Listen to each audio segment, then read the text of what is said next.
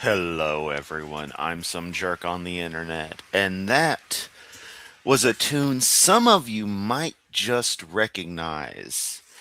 That was a track which, ironically, in one of my first live streams ever, I used as one of the pieces of background music because I originally did little intro songs back in the day. Um, Translates roughly white dove, fly high, white doves, what have you. Korean's a rough translation kind of language. You got to put a lot of interpretation.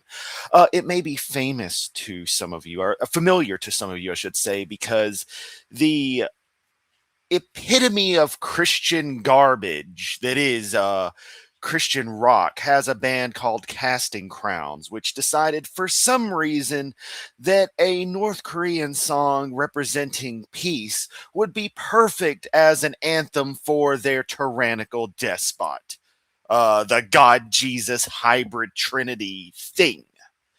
Um, so some, as I said, may be actually familiar with that tune and not have heard it in the original Korean that it should be in, even though I have listened to the song, to the English version of the song, and it opens with Korean, which is hilarious in the YouTube comments because people will be like, "What language is that at the beginning?" And someone's like, "I think it's Hebrew," and I'm like, "No, it's Korean.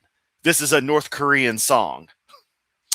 So yeah, I felt that just the perfect tune to open this stream because I need something that's truly peaceful.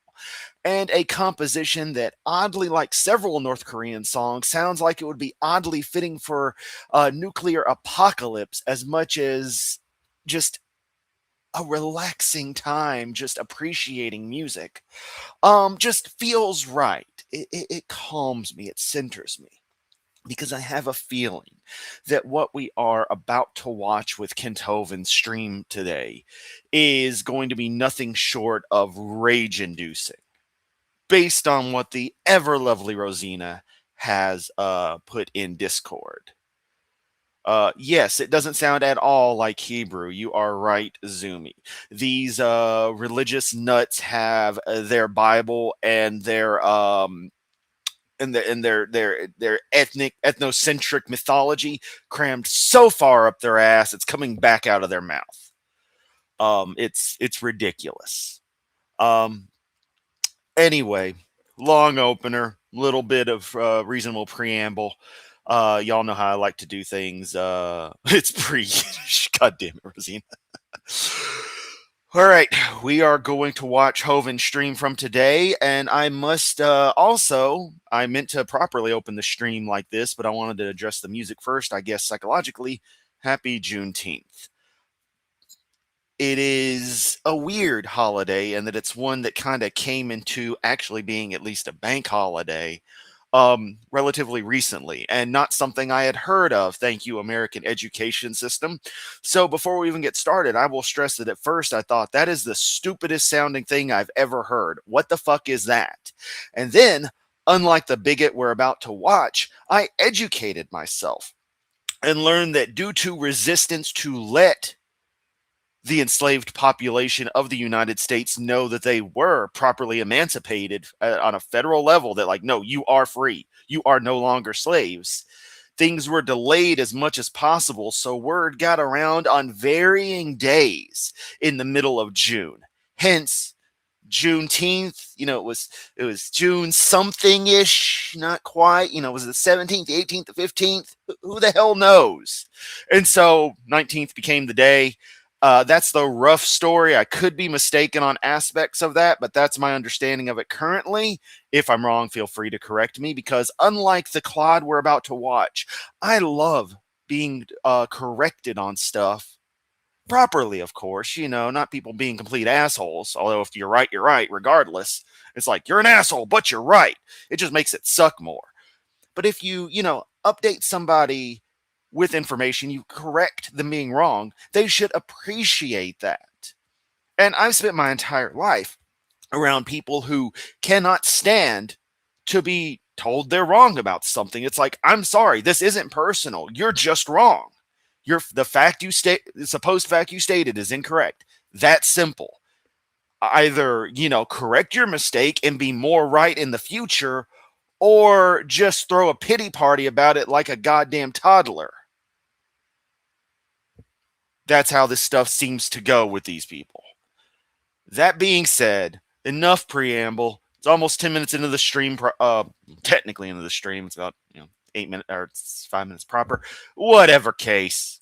I'm just delaying the inevitable. We are going to go through this entire video as much as I don't want to, because apparently at the end he says some pretty reprehensible shit.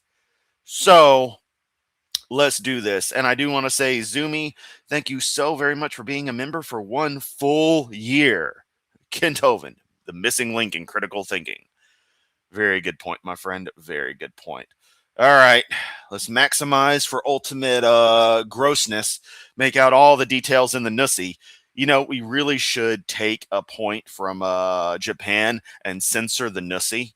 Which, fun fact, Japanese censorship laws are based on American censorship laws applied at post-war, if memory serves. So things are pretty crazy. And again, I could be mistaken on that, so it might not be a fact. Let me know if I'm wrong. But I think the censorship laws in Japan, if you know, are actually based on old American ones that were imposed. Enough said. Let's get to Hovind. If you measure horizontally, yeah. Today is June 19th, a very famous day in American history. We'll talk about that in a minute. Open mic, if you want questions, comments, call in. At 9 o'clock every morning, we're going to... It's always open mic. Kent, people are working. See, unlike you, most people have jobs, okay? They have jobs they go to. So they're a little more occupied with contributing to society than sitting there chomping at the bit to call in air quotes, to your stupid little show. Okay? Okay. Atheist a chance. Voice your opinion on why you believe you're related to a potato. No, you don't. The moment somebody says anything of any substance, you yell at Joseph to shut off their mic. You cry when people talk over you because you realize you can't steamroll them.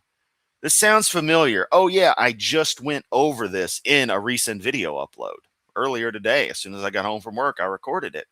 Turns out to be 20 minutes. Why can't I have a short video? Why do I have to ramble constantly? I don't know. But that's why y'all are here. And we should all allow that to be taught to kids in public school, and we should all be required to pay for that to be taught to kids in public school. You don't pay for schools, Kent. You're a 501c3. I think your tax situation for the property taxes is a little different. Why would you think that? I'd like to hear about that. Anyway, we're on a bunch of channels. Let's see. Also, I shouldn't have had to pay for your room and board for the 9.5 years you were in federal prison. I shouldn't have to pay for churches to receive police and fire support because they don't pay taxes. I shouldn't have to pay for a lot of shit with my tax dollars, but I do. And yeah, I will complain about it from time to time. But the thing is, I do actually pay taxes, and sadly, my money does go to bullshit, unlike you, who avoids everything possible. Almost 21,000 days now of destroying this silly evolution religion. No, Kent, you have not been doing this since the day you became brand new Christian. I don't know what this grandstanding you like to do is, but it's really fucking stupid, man. I'm just going to be honest with you. It's really stupid. And it is a religion. We're on Facebook. And no, it is not by any practical definition, Kent. I need to do a small essay on this.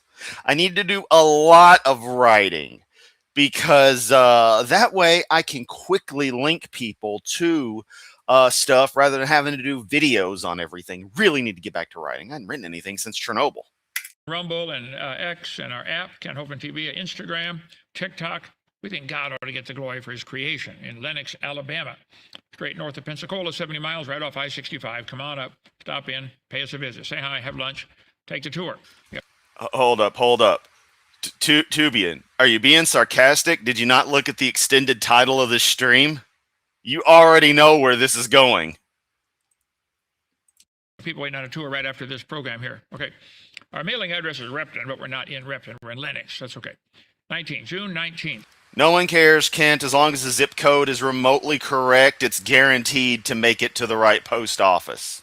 The famous day. Boot camp coming up in 2 weeks. So come on up, pay us a visit. It's a lot of fun here. Remember, boot camp is more important than the emancipation of enslaved peoples. Help us to open for free. If you like what we're doing, support us. We don't charge anything. We just ask supporters to. Maybe you could be the church you tithe to if that's your desire, if God leads you that way. If you don't tithe, Malachi 3:8 says you're robbing God. You have a local church you tithe to, wherever you get fed. Then sign me, try me for armed robbery. I will put a gun to God's head and demand every single penny out of that motherfucker's pockets. He owes everyone if that piece of shit exists, but he doesn't. If you eat at one restaurant and go pay the bill at the next restaurant, that ain't quite right, is it? That's called stupid. And the suggestion of writing a script. The problem is that involves me putting in more effort into productions, and it's easier to just go off the cuff. And people seem to be okay with it, but I'm conscious about it a lot. But that being said, it's more effort than it's actually worth, especially since I'm going to get roughly the same traction for a well-produced video as a quick rant.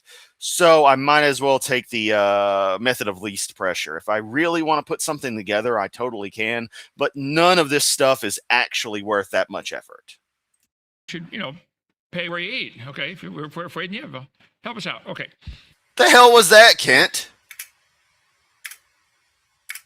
Oh no, is it gonna do that? God damn, I hate when it fucking does this. You go back 10 seconds in a video and Google's just like, huh? What, you want to watch the video again? I hate it. I was going to go back to that little mini stroke he had right there, but no, it wants to act up. You should, pay where you eat. Okay, if we're afraid you have, help us out. There you go. Thank you, YouTube. You got your shit together. I guess I was paused. Okay. 10 years for free. June 19th, today. It's called Juneteenth. Thank you, Zoomy. Yeah, that's kind of the goal, is that this is all just off the cuff. Nothing's planned. Remember, Kent puts in his diatribes as planned. He doesn't just go off on rants. He plans them in. They're baked into his stuff. That's just crazy. At least my rants are, something organic. That's why you get new random stories all the time. Officially, a federal holiday in the United States, celebrated annually June 19th to commemorate the end of slavery in the United States. Praise God, the end of that stupid institution. Kent, your God condones slavery. At no point anywhere in the Bible does any deity, any variation of anything that could be considered your deity or a representative thereof, explicitly prohibit slavery. Indeed, there are instructions about slavery, both to the slavers on what to do and to the slaves to obey their masters. The Bible promotes slavery, Kent. So for you to say that is ridiculous because that's against your Bible. Full fucking stop. Now, of course, you will have all kinds of apologetics against this. Against what anyone with any kind of sense and any ability to process basic written language has to say.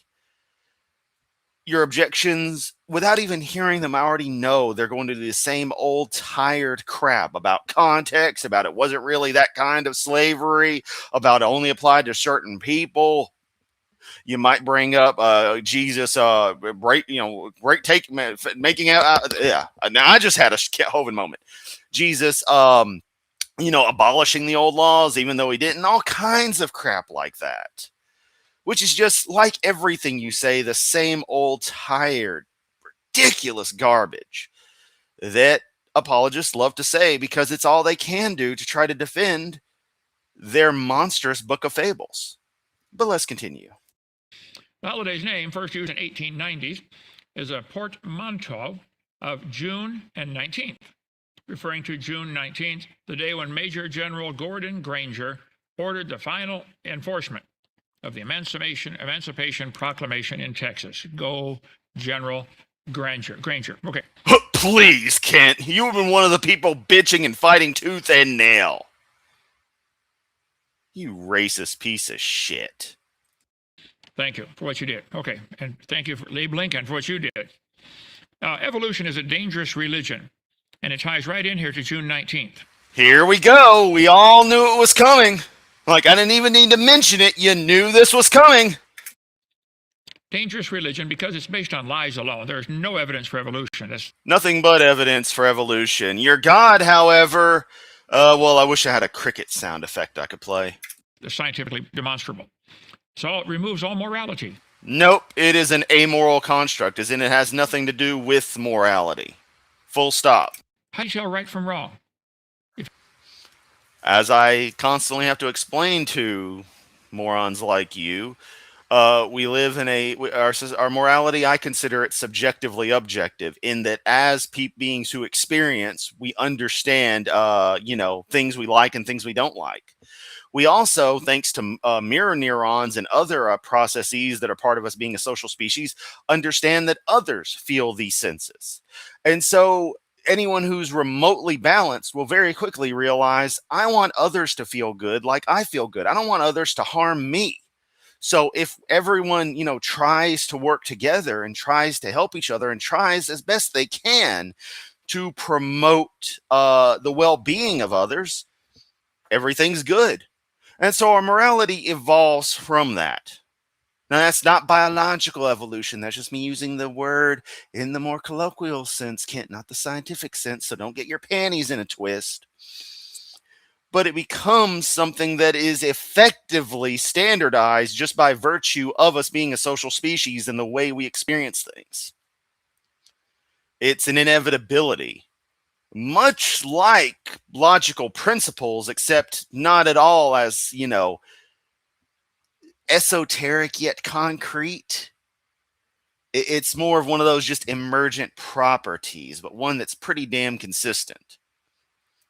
If evolution is true, how do you tell right from wrong on any topic? It's a as has repeatedly been explained to you, as I mentioned earlier. Foundation philosophy for humanism. And what I cover on my video now, and that goes nowhere. You seem to let's look up the definition for humanism.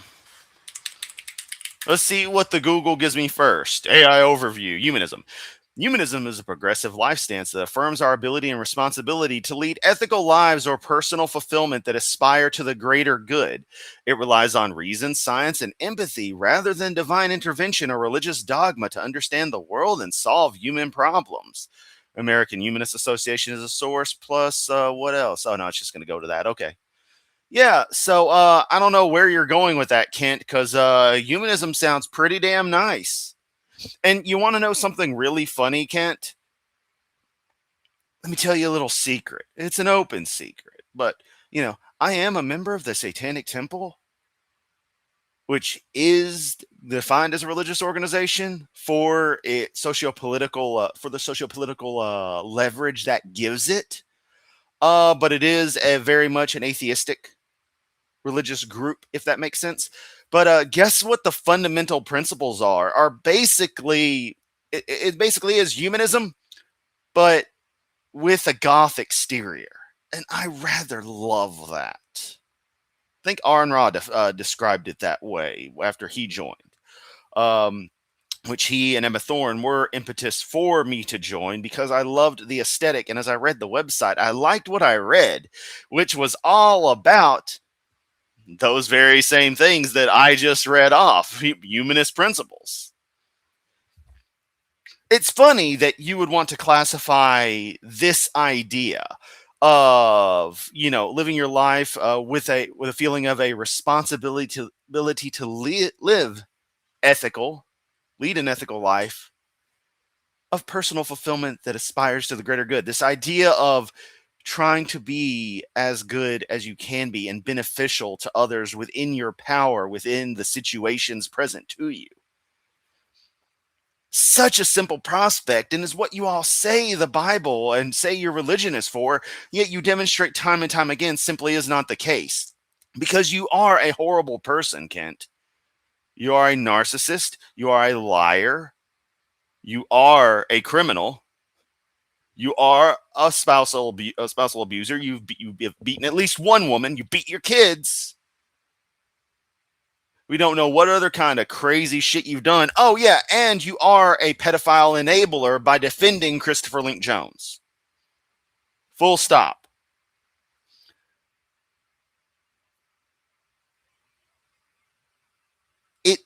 shouldn't take any bit of comparison between your behaviors and what your book actually says versus humanist principles and the like, as actually dictated on the websites, to see where the actual good position is. But of course, expecting the people who follow you to actually look into anything is. I can't even come up with an analogy for how impossible it is. It's not quite akin to trying to escape past the event horizon of a black hole, but it's about as pathetic. Let's continue. Number 5, if you get my whole series, 18 hours, $50. You can be. Oh, look, as soon as we go, look at my series, 18 hours for $50. Like, there you go. You're immediately shilling.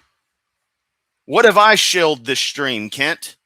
And don't say my little QR code up there that's a donation link is shilling because, yeah, about them tithes to churches. Except still, that thing's completely optional. I'd remove it if it wasn't for the fact that nobody then will know where to donate. It stays up on the video the whole time. Keep on shilling, though, Kent. Video number 5. That's the one they put me in prison for, what I'm about to share with you right now. Oh, no, it isn't. DVD 5 was not about not paying taxes, Kent. You've got other videos for that. No, is this just going to be DVD 5 Redux again? Am I going to get this video demonetized because your dumbass likes to stay on a still frame of people being killed in Cambodia? Evolution is a foundation philosophy for racism and slavery. No, it isn't. Slavery and the racist principles which bring about slavery, and hell, they're in your Bible, Kent. Your Bible is a racist book. So from your perspective, they've existed for nearly all of human history.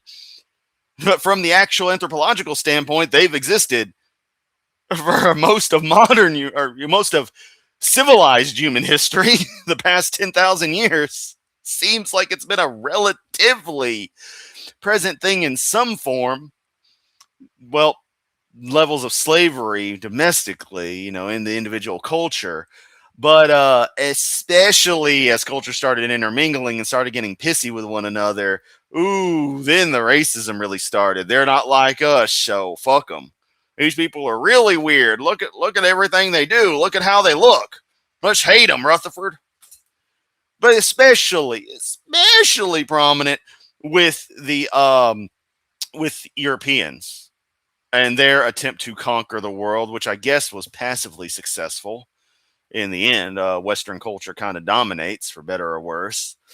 Especially with regards to how things were when capitalism derived from the tail end of feudalism, and especially going into the early industrial revolution, that post-enlightenment period before we really had heavy machinery. But as things started getting somewhat technologically advanced from the traditional Middle Age idea of things, enslavement of other peoples really started to take off, especially from Africa and the like, India.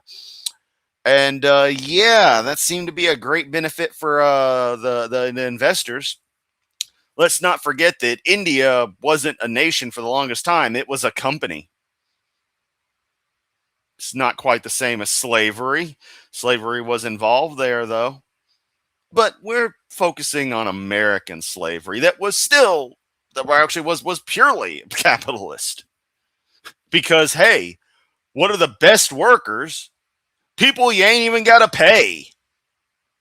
You can treat them like shit. You have to feed them a bit, but oh well, The cost is minimal. The operating cost is nothing because you don't even have to feed them well. Just beat them and keep making them work. But, keep on bringing up this idea that slavery comes from evolution when slavery in the United States was ended in 1865 and Darwin's book was published, was it like 1860? So year origin of species. 1859, November 24th, 1859. So you're telling me that before that time period, Slavery didn't exist and racism didn't exist until 1859.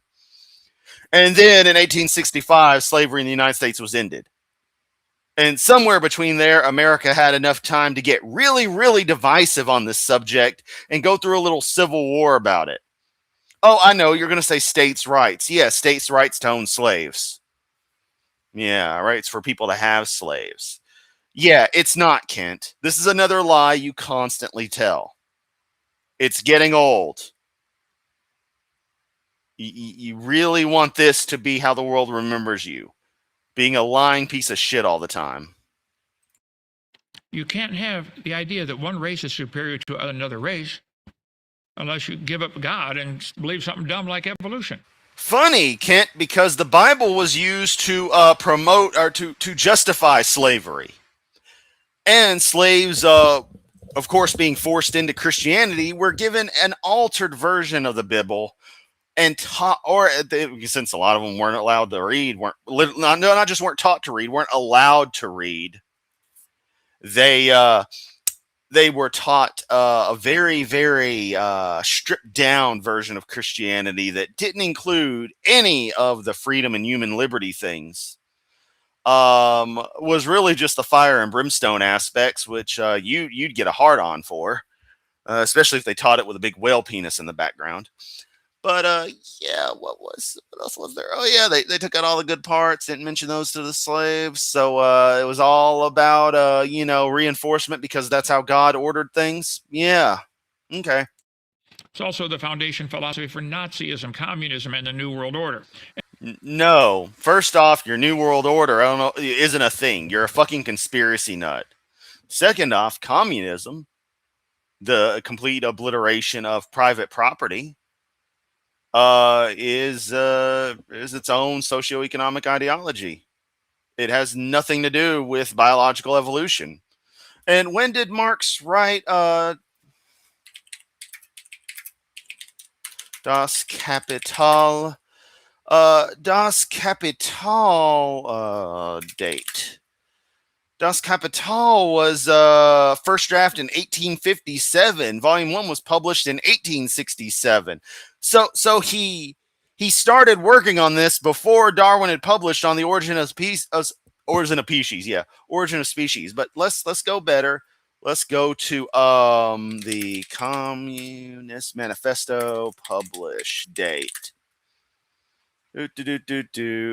Oh, wow. Communist Manifesto, co-authored by Karl Marx and Frederick Engels, was first published on February 21st, 1848, Kent. How is it possible to predate evolution and be inspired by it, Kent? I really need you to square this circle for me. Because what you're saying makes no goddamn sense. Because it's all made the fuck up. Also, Nazis, I'm gonna, we're gonna go with the cliche here. They were Christian. I know you love Hitler and you love to bring up Mein Kampf. And believe me, I'm going to get to studying that tome of garbage. Apparently, Hitler was a shitty writer to boot, so go figure. Should have stuck with art. I was going to go through an audiobook, but it's like a 10-hour or 20-hour audiobook, so I'm like, oof, this is going to be rough. But, yeah, I'm pretty sure, based on everything I have been able to study on the book without reading it myself, that it contains many, many references to Christ, to God treating the German peoples as the rulers of Europe, something to that effect, and is very, very... I'll quote Charlie Brown in Robot Chicken. Has strong Christian overtones. But let's continue. Anyway, racism and slavery. God said to Adam, because thou hast hearkened to the voice of thy wife. I better not preach on that, had I? Misogyny. RJ, never mind. Don't listen to the wife. And hast eaten of the tree, which I commanded thee, saying, thou shalt not eat of it. Cursed is the ground for thy sake. I'm going to put a curse on the ground for your own good. In sorrow shalt thou eat of it all the days of thy life. Thorns all. Is this man about to try to explain what slavery was? Is this him getting into explain the setup for eventually? Well, this is how this is what slaves did, folks. So and thistle shall it bring forth to thee. Thou shalt eat the herb of the field. In the sweat of thy face shalt thou eat bread, till thou return unto the ground. Funny, Kent, you don't seem to be going out and doing your own harvesting. Why aren't you, Kent? You've got 140 acres. Why do you rely on other people for stuff? Why should they help you? Oh, right, because you exchange other people's money for this, because you don't actually earn money yourself. God put a curse on man and said, you got to work for a living. Now, ever since this day. Or, hear me out, a bunch of dumbasses back in the stupid ages decided that in their myth about everything, they were going to add in explanations for the most basic things, like, why do we gotta work for a living? Why do we gotta harvest? Why we gotta work hard for the little bit of food we got? I know we can get other people to do this for us. I'll be good with them slaves. Yeah. Oh wait, I'm sorry. Ancient Israelites didn't talk like that, but you know, I don't know what they would have sounded like speaking English. And any kind of caricature I would do would probably come off as possibly racist. And unlike Kent, I don't like to do that kind of stuff. Although, if you want, there's a little funny story about one of my favorite films, Forbidden Zone, and a character later in the series, or in the film, who was considered a bit too racist. So if you want to know about that, just ask in the chat. That day right there, 6,000 years ago. Ever since that curse was put on man, people have looked for ways to make other people work so they can eat. Isn't that? Wow, yeah, he's actually going to explain this crap. That what all theft is about? You work hard, you buy a nice bicycle, and somebody comes and steals it because they want one. No comment. Well, you could work hard to get one too, you know. Oh no, theft is all because of this race, because of, you know, people don't want to submit to that curse God put on the ground. Cursed is the ground for thy sake. That's what all. Kent, cursing the ground has nothing to do with me being involved in the business I am. That seems to be pure good old capitalism. All slavery is about. Now, I'll start off this morning by saying I have never met a black man. Neither have you. I would love to have the care enough to bring up where he said previously, and he'll bring this up again sometime in a few, I guarantee in another month or two, he'll bring this up, where he says, I was driving up to Monroeville and I saw this black guy and I took him to KFC. You say that, Kent, and you go through this grandstanding, but you are racist. There's recordings and evidence of you using pejoratives and just otherwise speaking in such a way like one would colloquially and like a bigot would. I've never met a white man. We're all just different amounts of melanin causing different shades of tan. Here, I'll show you. Yes, and that's not the only factor behind racism. It also has to do with just ethnic heritage in general, even if two groups look extremely similar or are otherwise extremely similar.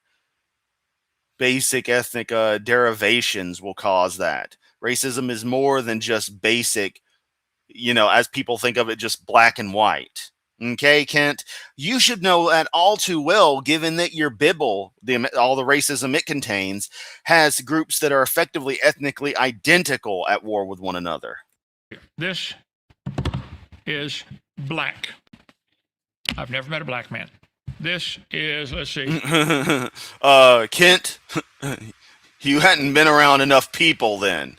Because let me tell you, you get people from the right parts of Africa. That is ebony right there.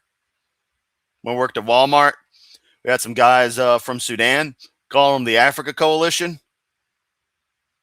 They were dark. They were also the coolest guys I've ever met. The stories they had of growing up, fucking awesome. And as far as I know, one passed away. The others are doing okay. So, feels good to know they're still doing all right, because we're talking 15 years later. White. I'm not white. I'm fairly light-skinned. Let's see here, Norwegian. Let's see. That's the real Kent Hovind. Always has to bring up being Norwegian. Not white, right? Never met a black man, never met a white man. So Darwin wrote a... But you've got to bring up that you're Norwegian. Is that not... Granted, that's not an actual ethnic derivation to any major degree as far as I understand. It still would be a subgroup of quote-unquote white people. So it's funny that you wish to bring that up.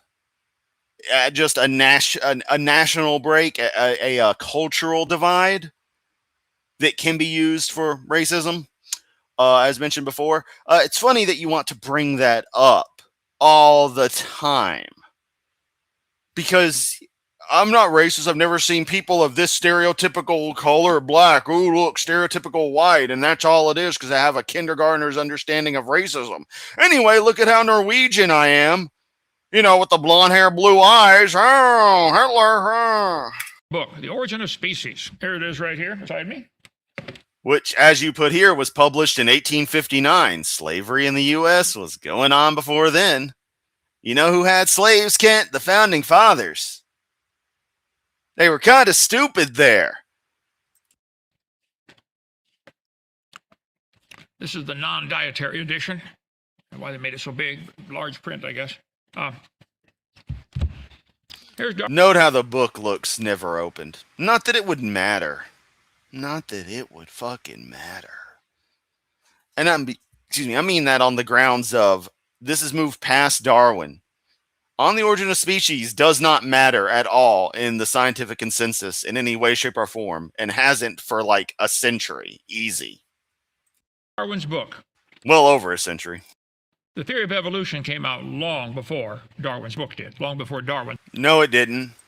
Thought of it, okay? The idea that one person... No, it didn't, Kent. It just straight didn't. See, I knew you were going to go here with this. It didn't. You yourself state, ever since Charlie Darwin came out with this book, people started believing da-da-da-da-da, so which is it? Did it come from the book, or did it exist beforehand?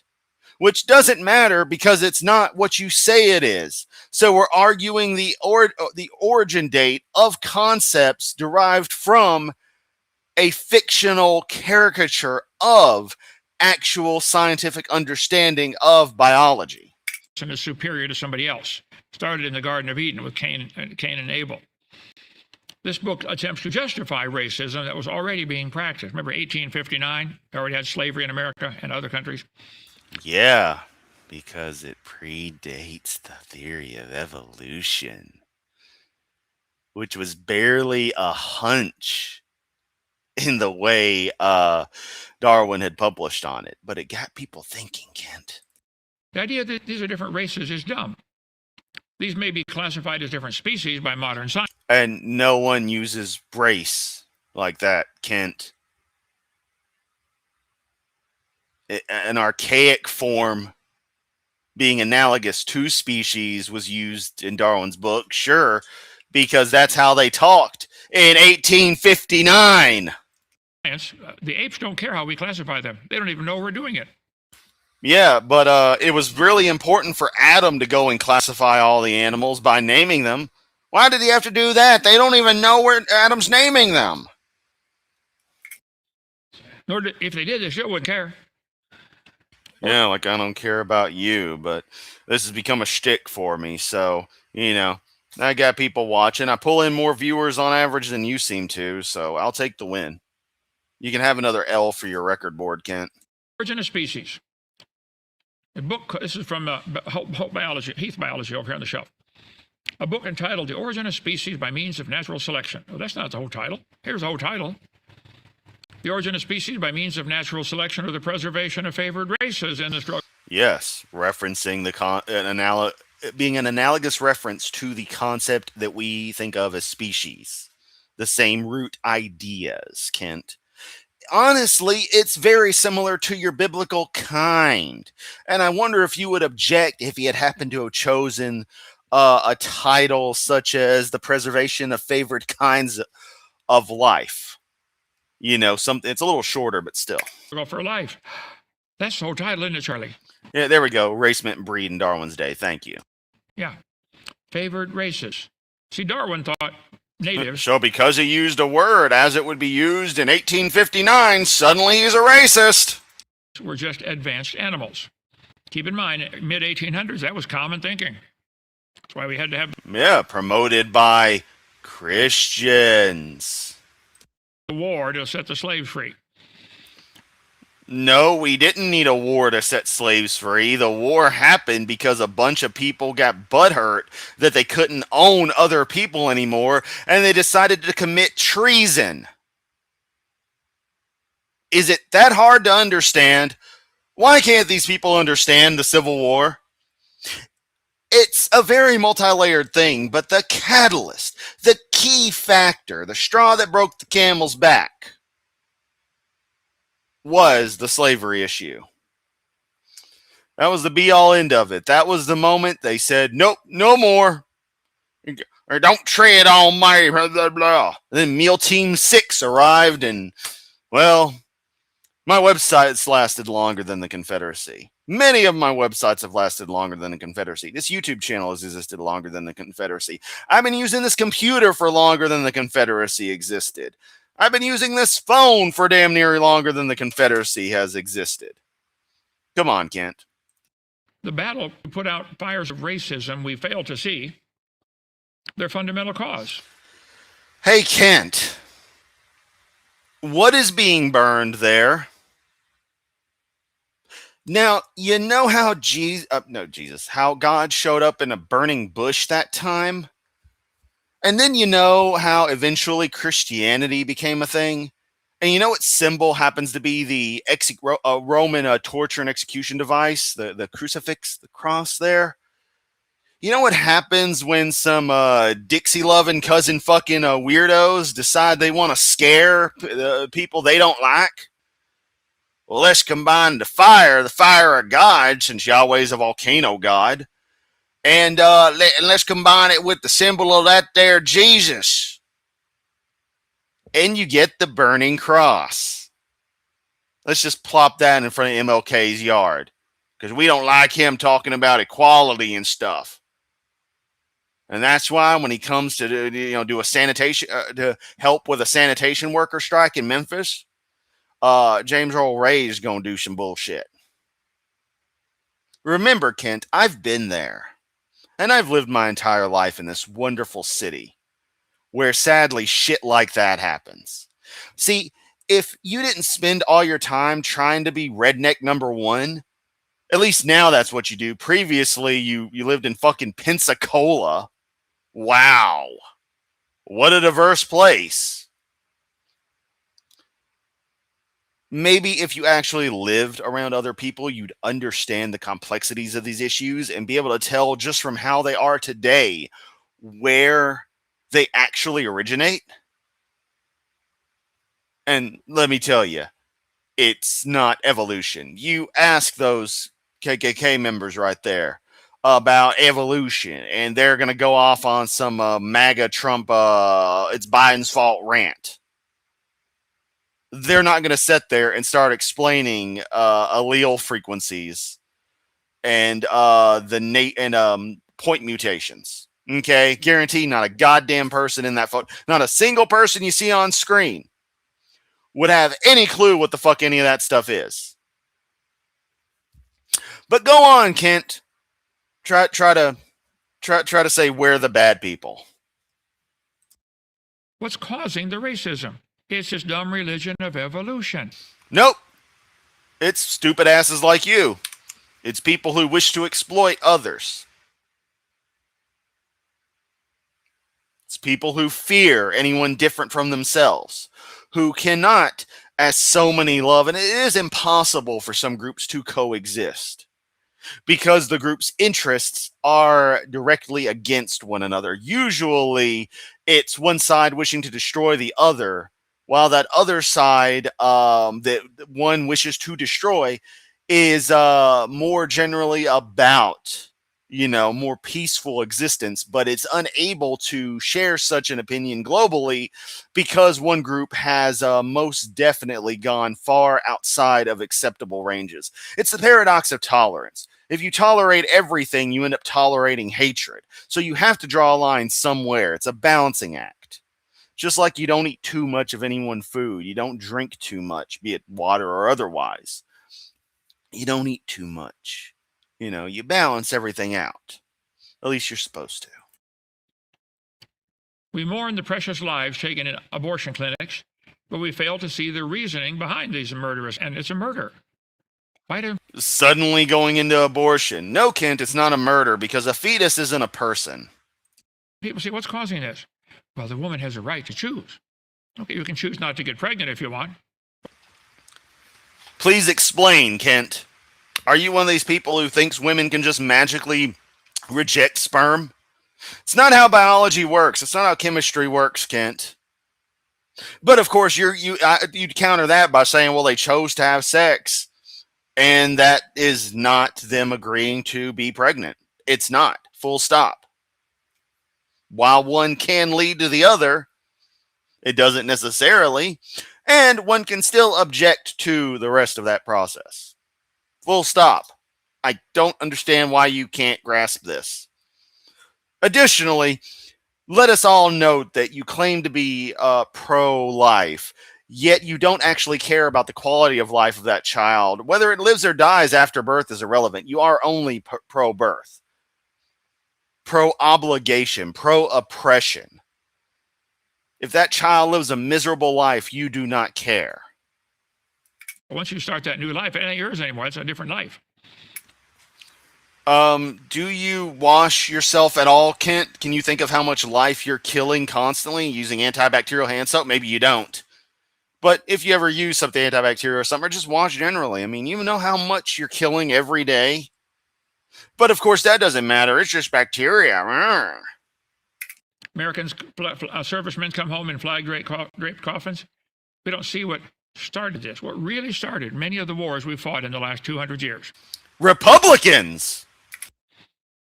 Evolution. Also, 200 years, tried just 20th and 21st century.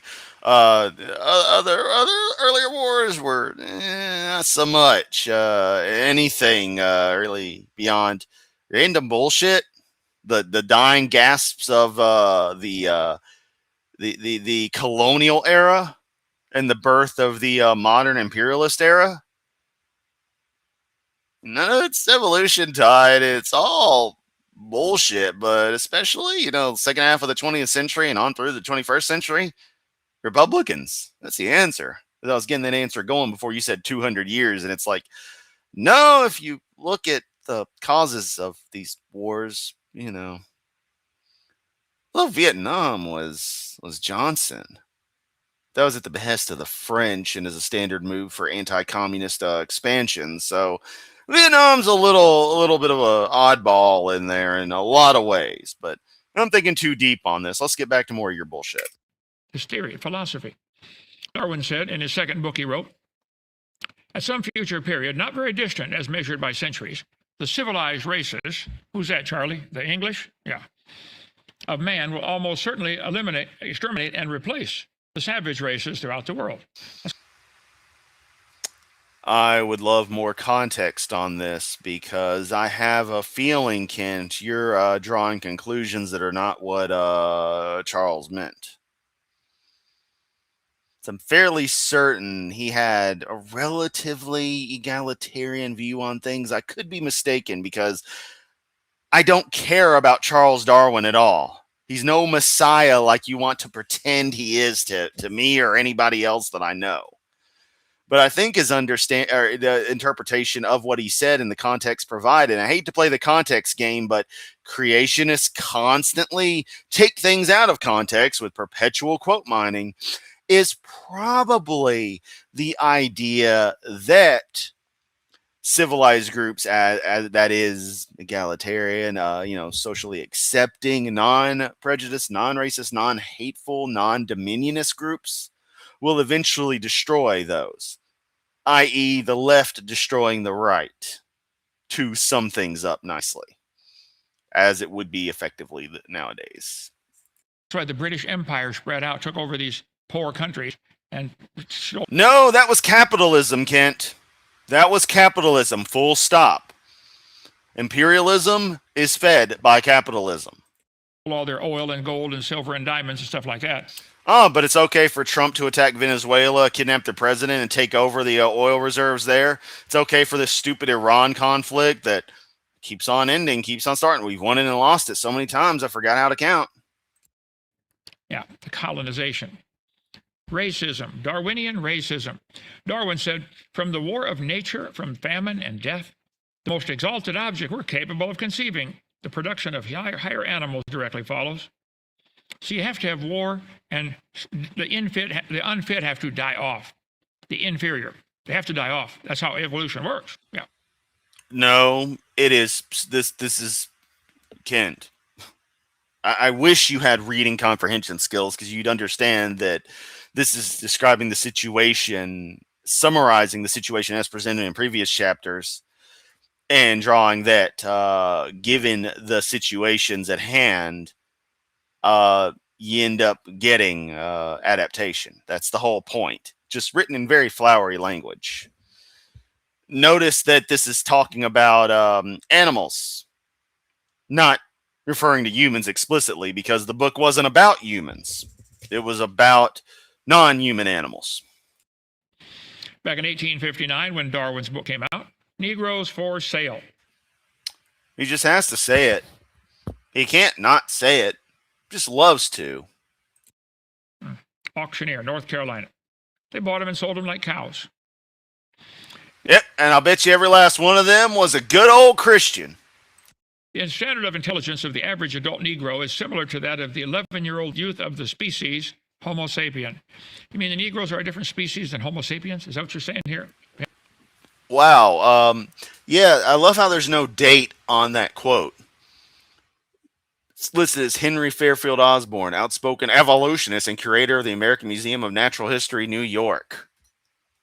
You know, doesn't fucking matter when. He's just a racist piece of shit who's using evolutionary concepts if this is from that time period and is aware of them. He's given saying Homo sapiens, you know, I'm figuring this is relatively recent comparatively to some crap. He's going to be hijacking science for his own biases. You seem to forget that happens all the time. Henry Fairfield Osborn. Let's look this fucker up.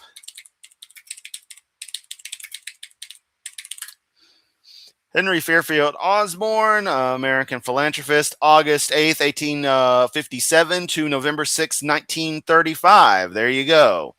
So late 18 to 1900s. Yep, sounds about right. Right. Henry Fairfield Osborn, American Museum of Natural History. Oh, see, I did that thing where I preempted Kent on saying stuff, but still. Also, I don't care what any individual says. An accredited university. Yeah, right. Biological arguments for racism might have been common before 1850, but they increased by orders of magnitude following the acceptance of evolutionary theory. Stephen Gould believed in evolution strongly. He doesn't anymore. Okay. No rational man cognizant of the fact. Yeah, because he's dead. He no longer exists as a sentient being. He is now just a memory. Hopefully, a couple of people I won't name will soon also be just memories, nature willing. Max believes the average Negro is the equal, still less the superior of the white man. Thomas Huxley, he was a famous... Wow, I don't care what Thomas Huxley said. I don't care what individual people say, Kent. Don't know how many times I'm going to have to tell you this. I know I'm arguing with a recording, but, I react sometimes as if it was an actual... or it's innate in me to react as if this was an actual discussion because it provides the most genuine channel for reacting. I'm an atheist and evolutionist, and when it got an accredited degree. Yeah. Well, there he goes, wanting bitching about accredited degree. Did he? I don't know, and I don't care. Said shit like that is a racist piece of crap. One of the fine examples of racists using scientific development to justify their racism. It was a real big thing back in the late 1800s, Kent. And you know what happened? Those people got weeded the fuck out of the upper crest of philosophy of the sciences. Note that you have to go back to the 1800s to find all this shit. You can't find it today. Charles Kingsley. Except on the right. You know, you can find Charlie Kirk saying shit like this. Anglican priest. By the way, isn't it great? Charlie Kirk's gone over half of Pride Month without saying anything at all. Good job, Charlie. Keep it up. He said the black people of Australia, exactly the same race as the African Negro, cannot take in the gospel. No sense preaching to them. Wow, let's note that he was really all about that Christianity. All attempts to bring them to a knowledge of the true God have as yet failed utterly. Poor brutes in human shape, they must perish off the face. God, so here we go. Instead of devoting all this time to the Bible, he just does this shit. Of the earth like brute beasts. They're just animals. That's what he said. Kingsley was the Anglican priest who promoted Darwin when it came out. He regrets that now. 1860, Kingsley wrote a letter to his wife when he was visiting Ireland during the potato famine. He said, I'm haunted by the human chimpanzees I saw along the hundreds of miles of horrible country. To see white chimpanzees is dreadful. If they were black one, I would not feel it so much. But their skin, except where tanned by exposure, is as white as ours. Yeah? Negroes in... Hang on, I gotta take that slide and... Come on, don't do this thing to me again, YouTube. Why does it do this? Why do Chrome and YouTube do this? Where just even the attempt to go back 10 seconds to black one, I would not. So in 1860, Kingsley wrote in a letter to his wife, but this is sourced as coming from May 17th, 2005 radio broadcast. I guess from Answers in Genesis. The citation is terrible. I don't care what some motherfucker in 1860 wrote, Kent. I don't. Fuck him. Fuck all of the people you've listed up here. Not so much Darwin, but he could stand to get his ass kicked on a few things itself from the way things sound, overall. That being said, I don't give a fuck. This doesn't matter. What these individuals thought in no way, shape, or form at all matters in the grand scheme, and certainly in no way ever represented, proper evolutionary theory, let alone the standard of the understanding of the diversity of life on this planet today. It is moot. But, much like my ex, you and other creationists must be very skilled archaeologists and just enjoy it so much because y'all love bringing up digging up old shit. Could deliver that joke better, but hey. Feel it so much. But their skin, except where tanned by exposure, is as white as ours. Yeah? Negroes in this life are denied the priesthood. This is from the Mormon doctrine. This is what Mormons teach.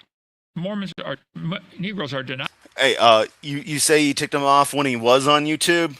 I mean, he still is. Like this is YouTube that he's on. Let me just show you real quick, just as a fresh reminder. I mean, this is first party channel. Don't let them lie to you. Denied the priesthood. They're not equal with other races. It's the Lord's doing. It's based on his eternal law of justice and grows out of the lack of spiritual valiance of those concerned in their first estate. What does this mean, Bruce? In their first estate. See, Joseph Smith, the idiot who made up the Mormon idea, actually stole it from somebody else. That's a long, interesting story there. But he does that little laugh when he says shit like that. That's got to be a tell for some particular psychological quirk. Maybe he's secretly Mormon. He said, God... Maybe that's it. He wants his own planet and endless celestial sex. Up in heaven has thousands of wives. And he has normal sexual relations with those wives to produce spirit babies. Oh yeah, that's what it is. He started laughing because he gets to talk about sex, knowing good and goddamn well there's young children and the like in the audience. Because He hits everybody. Was lighting some incense. Sorry if I blew in the mic. He was he just loves talking about perverse shit in front of a captive audience. And the couple on earth only produces the body. They reproduce the human body, and as the baby's being born, God sends one of his spirit babies down to get into the. So as they're being born, Kent, and yes, this is Mormonism, but I want you to note that as they're being born. Oh, so the spirit isn't in there to begin with. Oh, yes. Doesn't really matter, but I just want to point that little nuance out. That body. This is what the Mormons taught, and I think still teach. I know that's in their doctrine. I had 2 Mormon missionaries come to my door when I was in California. There's a little sign on their shirt, Mormon. I said, they said, Mr. Hovind, we'd like to talk about the Lord. I said, that'd be great. Whose Lord would you like to talk about, yours or mine? He said, we serve the same Lord. I said, no, we don't. I said, does your God have a body like mine? They said, oh, yeah. Does your God live on the planet Kolob, K-O-L-O-B? Yeah, yep. Does your God have thousands of wives? Yep. Does your God have physical relations with those wives to produce spirit babies? Mm-hmm.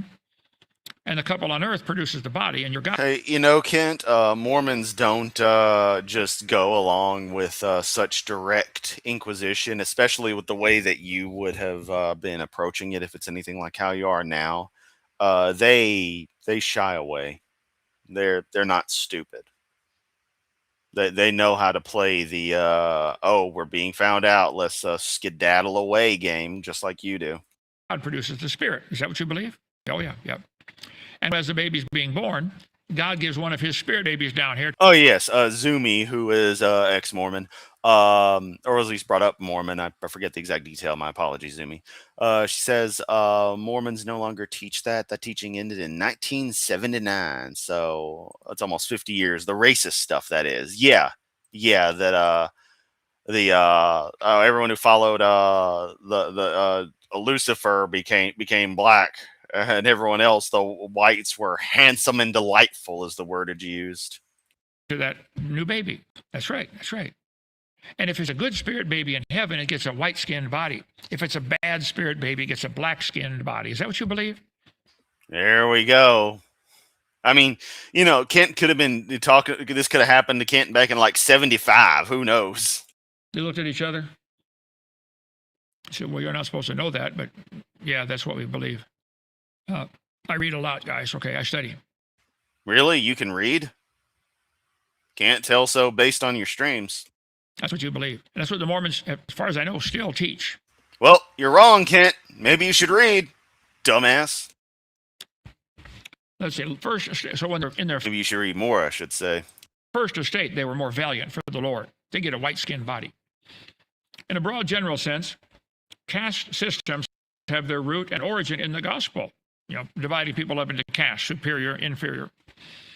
The result is operate according to divine decree.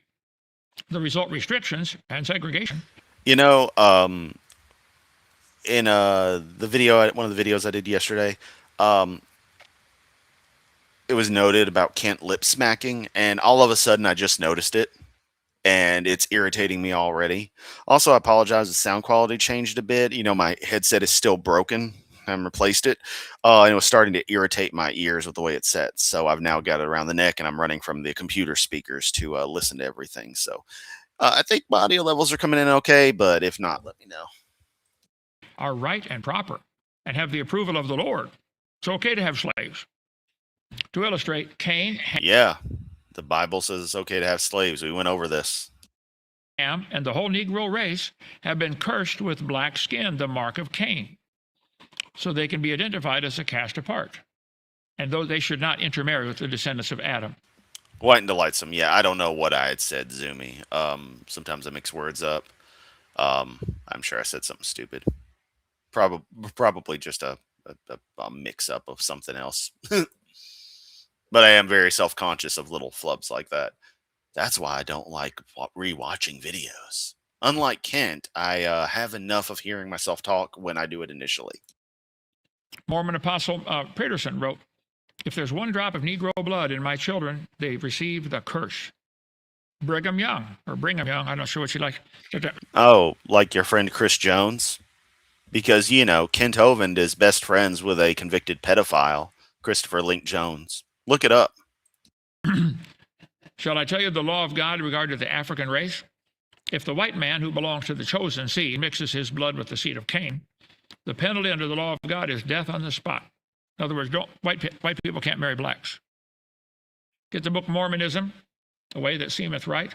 Or hey, Kent, you want to go back to the 50s and look at your more typical Christianity, non-Mormon, edicts and such related to interracial marriage?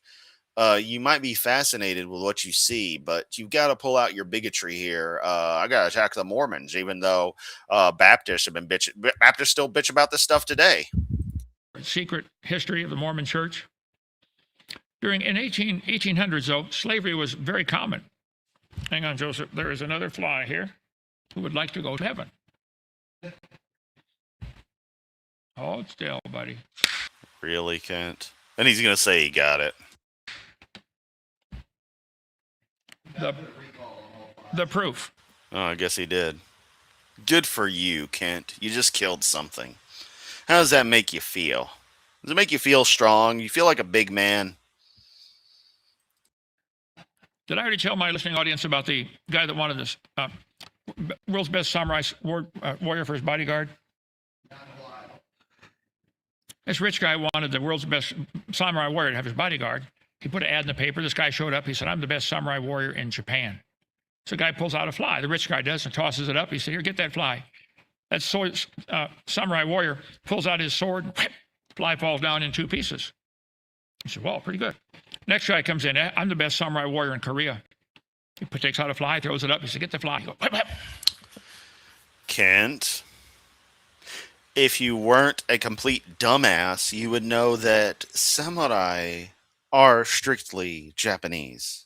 They don't exist in Korea. Unless, of course, this is a very particular, very special case situation where someone who is a Japanese lord has hired them to do something that involves going to the Korean Peninsula. No, they don't just exist randomly. Samurai isn't like welder. What the fuck, Kent? Fly falls down in 4 pieces. Uneducated piece of shit. I know it's just a stupid story, but still, the fact he dare say that and not think, no, that's wrong. Third guy comes in. He said, "I'm the best samurai warrior in Japan, in Israel."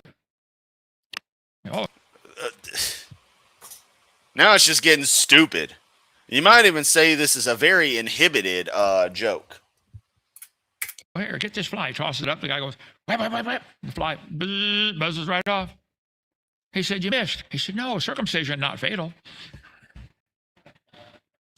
Oh, yeah, you had to use the voice, too. Good job, Kent. Just constantly being racist through this. Really funny. Come on, RJ, that's funny. HMS Brooke was allowed to carry 454 slaves across the ocean. They'd be chained up like this for weeks as they went across the ocean. And I'm sure they'd hear all about the good word of Jesus while they were going, Kent. This one carried 609 against the law before the law was passed. 20% of the slaves died on each trip. Today, June 19th, we celebrate the stopping of the dumb slavery idea in America, at least. It's still going on in other countries. They loose packed them. Yeah. Are you going to go against all other racism, Kent, or was it just fine once we stopped having actual slaves? Or would you have been speaking out against redlining back in the day? I believe when you were buying your own houses and stuff or having them built and stuff, redlining was still a thing. In fact, when did redlining end? I mean, it really didn't end, but, it's kind of still a thing. Outlawed by the Fair Housing Act of 1968. Okay, so it was a little pre-Kent's time, but he sure benefited from it. Later legislation, such as the Community Reinvestment Act of 1977, was passed to prevent banks from discriminating against low-income and minority neighborhoods. Because they still would, even though redlining had been illegal. To minimize losses, maximize profits. I don't think you're going to understand June 19th and the celebration. Yeah, as Rosina puts it simply, redlining really never ended. It just changed names. It just, they work around the laws. Celebrating today until you understand how evolution tied into the source of the problem. Some leaders thought the Aborigines were not as evolved as the white man. They said the Aborigine jaws are bigger. That proves they're still part ape. Aborigine jaws. They slaughtered the Aborigines. One Ernst Haeckel, a famous evolutionist back in the 1800s, said the Give me just a sec. We gotta break out this old gem. Where is it? Where is it?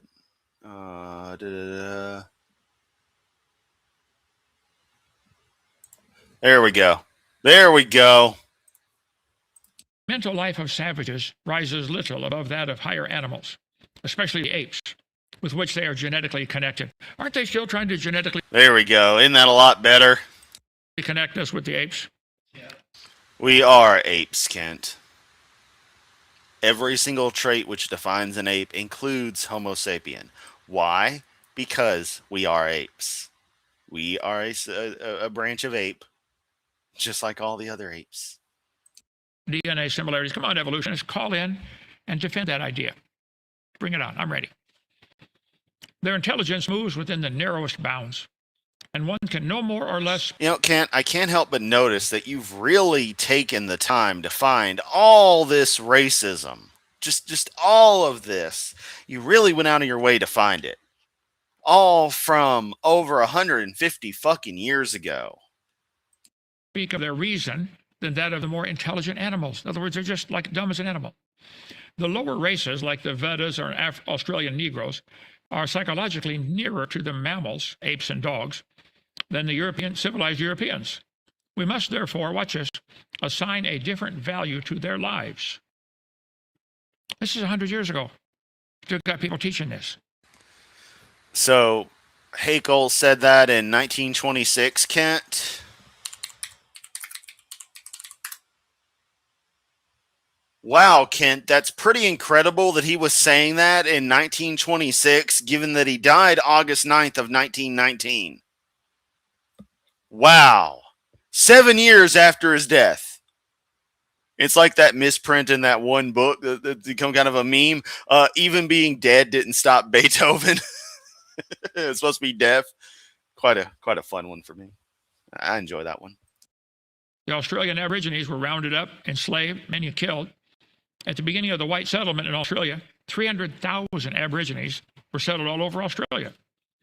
They viewed by the settlers as primitive, savage, and unchanging. In addition to warfare, killing, water, flour, and sugar were poisoned, and diseases were spread to wipe out this population. Yep, Kent, and I'll bet you every single one of those motherfuckers was a good old Christian. You seem to be missing the fact that how prevalent Christianity was and how much of this was done with the idea that it is sanctioned by God. Aboriginal destruction was reasoned to by natural law, as shown in the comment from a settler in 1849. This is before Darwin's book. Wow, we've got a random settler. And once again, Kent, the fact that this is before Darwin's book would be a good bit of indication that the racism and such already existed and would be hijacked by some particular groups in the late 19th and early 20th centuries as justification for their racism. Nothing can stay the dying away of the Aboriginal race, which Providence allowed to hold the land until replaced by a finer race. See, racism was around before Darwin. Yeah, which conflicts with what you're trying to say here. I'm glad you acknowledge it. Upwards of 20 to 25,000 Aborigines were killed prior to 1930. Boy, he must have a raging boner under there because he so has a hate stiffy for groups getting taken out. That's why he loves the Old Testament so much. Of the 250 languages present before 1877, now only about 20 or 30 are still spoken. In Tasmania, the martial law was declared to solve the black problem. Every single native inhabitant was slaughtered. The last woman dying, 1876. Kent. It was 150 years ago. You got anything from the past century? Because every single thing you have shown is from over a century ago. I think things have changed, Kent. And even in that context, it is still the case that the bigotry and hatred existed before evolutionary concepts, and they would later be adapted maliciously to act as a justification for the existing bigotry, racism, hatred, what have you. Get the article Racism But is that all this is going to be? Is just hate porn? Is this how you celebrate Juneteenth? in Australia, Creation ex nihilo, excellent magazine. Right here. Nihilo, you illiterate swine. The New South Wales missionary was the horrified witness to this. Also, motherfucker. This isn't Australia either. You're talking about the United States, but you're on Juneteenth supposed to be the focus, but you're focusing on fucking Australia, dude. But this is what you do. You don't care about the actual holiday. You just see it as yet another excuse to go through DVD 5 greatest hits. Slaughter by mounted police of a group of dozens of Aboriginal men, women, and children. 45 heads were boiled down, and the best 10 skulls were packed off for overseas. Many of these skulls you see in museums and our chart showing how we evolved from a human came from a living human being in Tasmania or Australia. I'm gonna say probably not in the grand scheme, Kent. It's a lot of specimens that were made back in the day, sure. I mean, it seems like, this one example, if this quote is even true, is attributing this to the Smithsonian, which you have another hate boner for. But again, as much of an atrocity as all that is, even if I grant you that, it's still from over 100 years ago, Kent. It's not justifying it. That's a matter of it has no bearing on today. They might have had bigger jaws. Okay. What's that prove? They got a coarser diet to chew on. That's what it proves. This whole eugenics idea, Edwin Conklin, biology professor at Princeton University, an accredited university. Yeah. Ah, yes, the claims of conspiracy. You're so bitter, Kent. God, you're such a petty man. And yeah, he never brings up the Native Americans. Well, none of these slaughters had anything to do with evolution, but yeah, the Native American one wasn't even, discussed in that same context. Plus, that started happening, what, 1820s? Started with that bullshit. But yeah, go on and talk about this as if, immediately drawing the link between, the college they went to automatically made them a garbage person. Honey, no one's doing that to you. We're just discussing that your degree is a load of shit and you need to get over it. Cry some more. Said every consideration should lead those who believe in the superiority of the white race to strive to preserve its purity, to establish and maintain the segregation of the races. For the longer we can segregate and maintain, the greater preponderance of the white race will be. Wow, that sounds a lot like the same thing that lots of Trump lovers say, complaining about white replacement theory. Charlie Kirk, you loved him so goddamn much. He seemed to really agree with that. They sound like two peas in a pod, if you ask me. 1912, New York Times became champion of the eugenics movement, saying it's a wonderful new science. Yeah, America was fucking racist. We went through a nice period of some really, really fucked up shit that is just completely glossed over. Which, there's a chance you'll actually say this, but you probably won't, because you don't want to attribute the Nazis as taking things from America. But this is where the Nazi eugenic movements were spawned from. We pioneered this shit, and then they went and rolled their own. Then they looked back at what we were doing and went, holy shit, in some cases, because we did some barbaric shit and it's not talked about. Why? Because we love to, no pun intended, whitewash American history. Eugenics, the family tree. You have to wipe out these inferiors. Oh, someone drew an image. Oh. Let's see. Carnegie Institute was involved in this, the eugenicsarchive.org.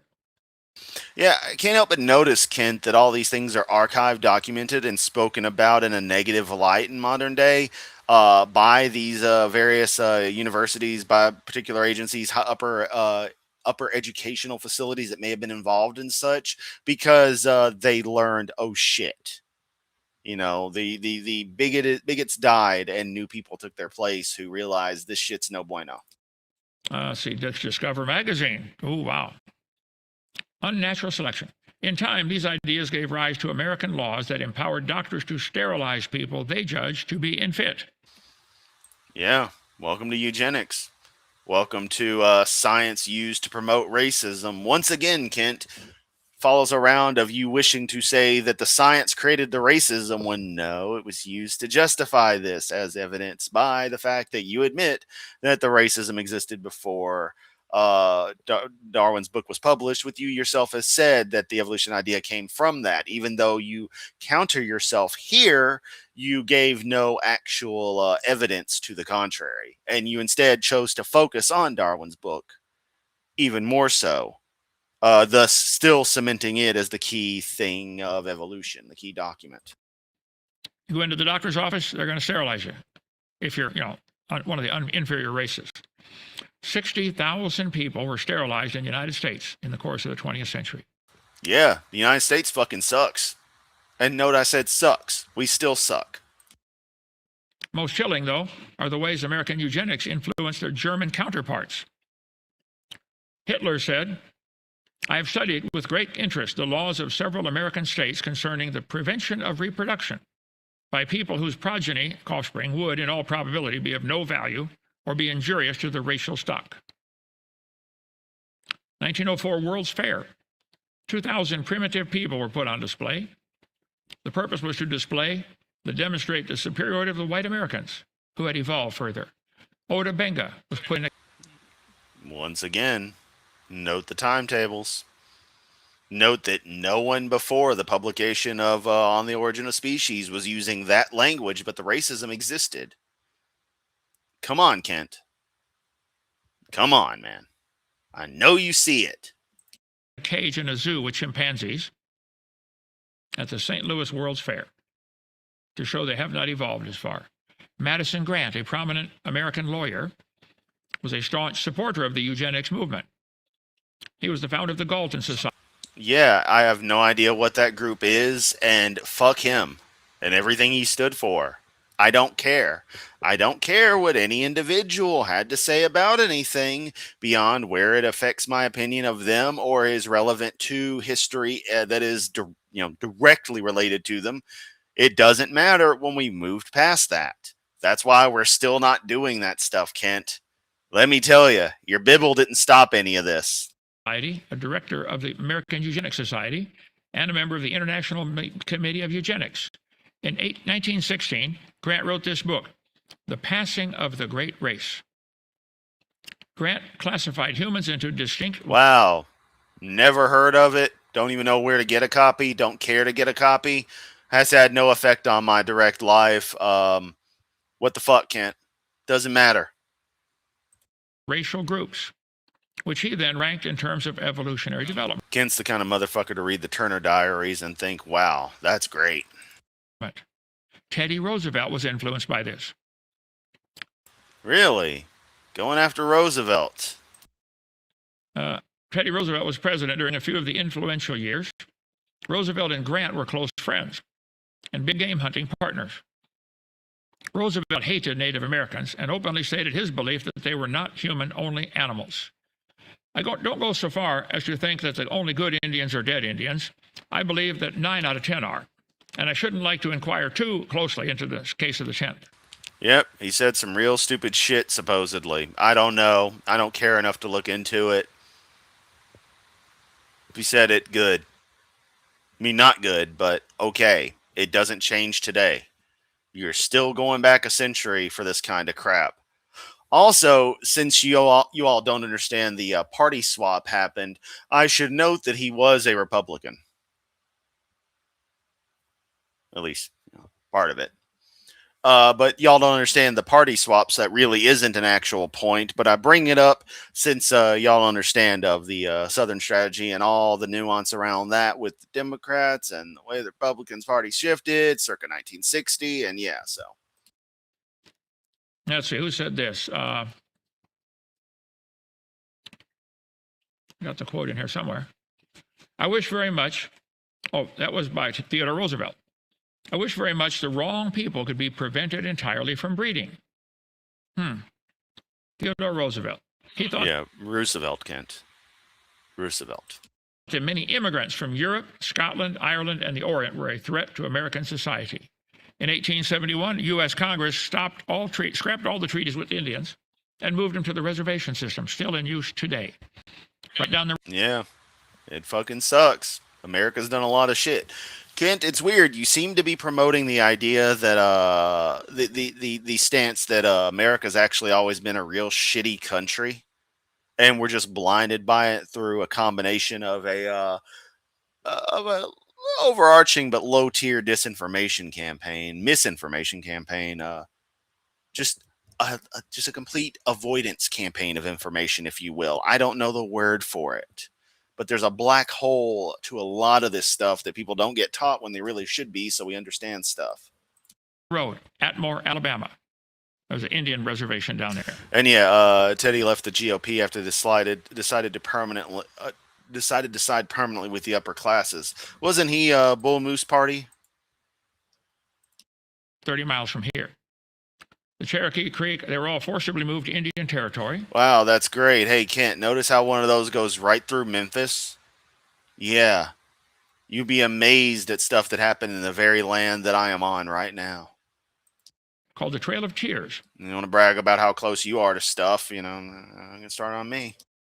1/3 of them died along the way, being forced to march from Chattanooga, which was renamed the city of Chattanooga from Ross's Landing. I can remember as a kid in the early 50s, mid 50s, there were still signs up in some places: colored bathroom, colored drinking fountain, white, colored, KKK. Hey, Kent, take that picture. Take everyone in that picture. Ask them who they voted for. Maybe you don't understand the importance of this, folks. June 19th, I'm thrilled that they ended slavery. It should have never started. It started when God gave the curse to Cain. Or to Adam. Oh, so see, you need to blame God for it then, Kent, and not evolution. I love this. You're gonna sit there and say it started with this, when it's like, no, dude, what? You're gonna say it's all about evolution, but then you're gonna say God, it started when God such and such. You got to work for a living. People have tried ever since then to make other people work for them. The Bible says we all have one Father. We're made of one blood, all nations. Now, if you think you're superior. Now, anyway, here's how to own your slaves. Here's how hard you can beat them until they, and if they don't die, you can, you're good. And remember, Jesus said, slaves, obey your masters, even the cruel ones. To somebody because of the color of your skin, you're an idiot and a liar. As I stated at the beginning, Kent, racism goes far beyond just something as trivial as skin color. It has to do with multiple ethnic and cultural factors, and the clash between those when contested against another group's just nature in this regard. I'll debate any of you on that one. Okay. Darwin thought a married man is a poor slave worse than a Negro. Darwin married his first cousin. Which was the style at the time. Nobody else would take him. I'll refrain from comment on your comment, Charlie, okay? Let's note, Kent, that you attract the most sub-mid-tier women, and that they seem to not want you after a while. Pretty quickly in some cases. Talk about the higher existence, the higher evidence, average mental power must be above that of a woman. I won't comment on that either. His book, The Descent of Man, Darwin said, man has ultimately become superior to women in poetry, strength, voice, etc. Okay. He said some bigoted shit too. Fuck him. What's your point, man? That was back then. This is now. I mean, you're just doing the same thing again because that's all you can do. Darwin believed in inbreeding. And you really devoted time to this. Are you going to talk about inbreeding? Yeah, okay. Let's not look at the Bible then, Kent. He married his maternal father's granddaughter, which was also his mother's niece, to produce superior stock. They had 10 children. Mary died shortly after birth. Anne died at 10. Robert was born retarded and died at 19 months. Henrietta had a serious breakdown at age 15. Hey, Kent, that's a slur. Quit throwing out slurs, you ableist piece of shit. His 6 sons were ill so often, Charles regarded them as semi-invalids. So much for your superior race there, Charlie. Racism, Nazism also ties in. We'll cover that another time. Comrade Stalin. Wow, because some bigot drew it on a picture. It must be true. That's just lines on paper, Kent. Communism ties into evolution. Okay, questions real quick, Joseph. Oh yeah, you're not going to get into that. No, Kent.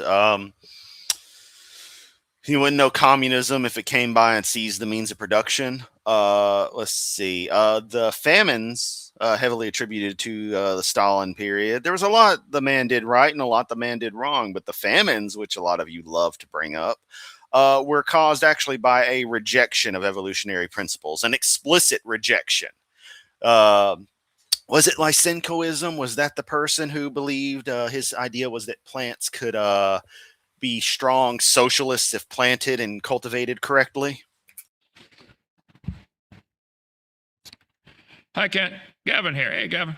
Can you elaborate on why context in Scripture? Well, you can take a phrase out of Scripture and make the Bible say anything. You could pick different words out. You could pick out different letters and make... Wow, like you just did with like, I don't know how many quotes, Kent? Make up any sentence you want out of all letters from the Bible. Wow, welcome to language, Kent. Welcome to language. What the fuck are you trying to say, buddy? Good job.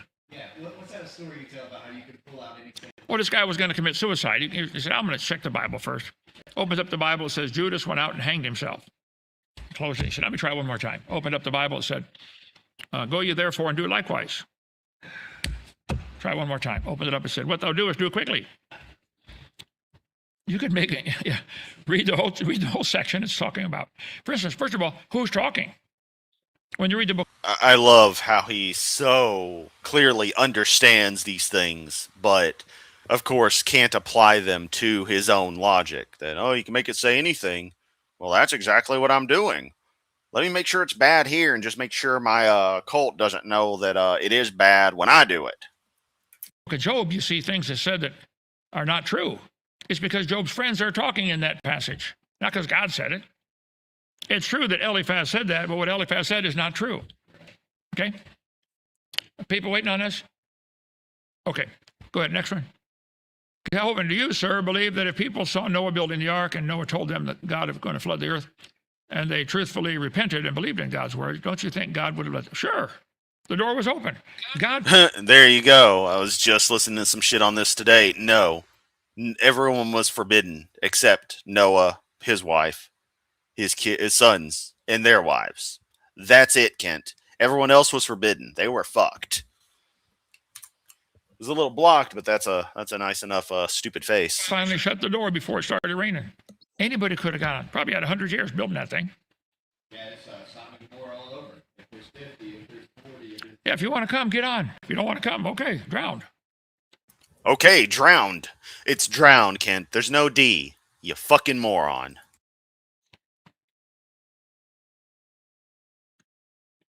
Do you mean the 98% DNA likeness between humans and chimpanzees was a lie perpetuated by the media?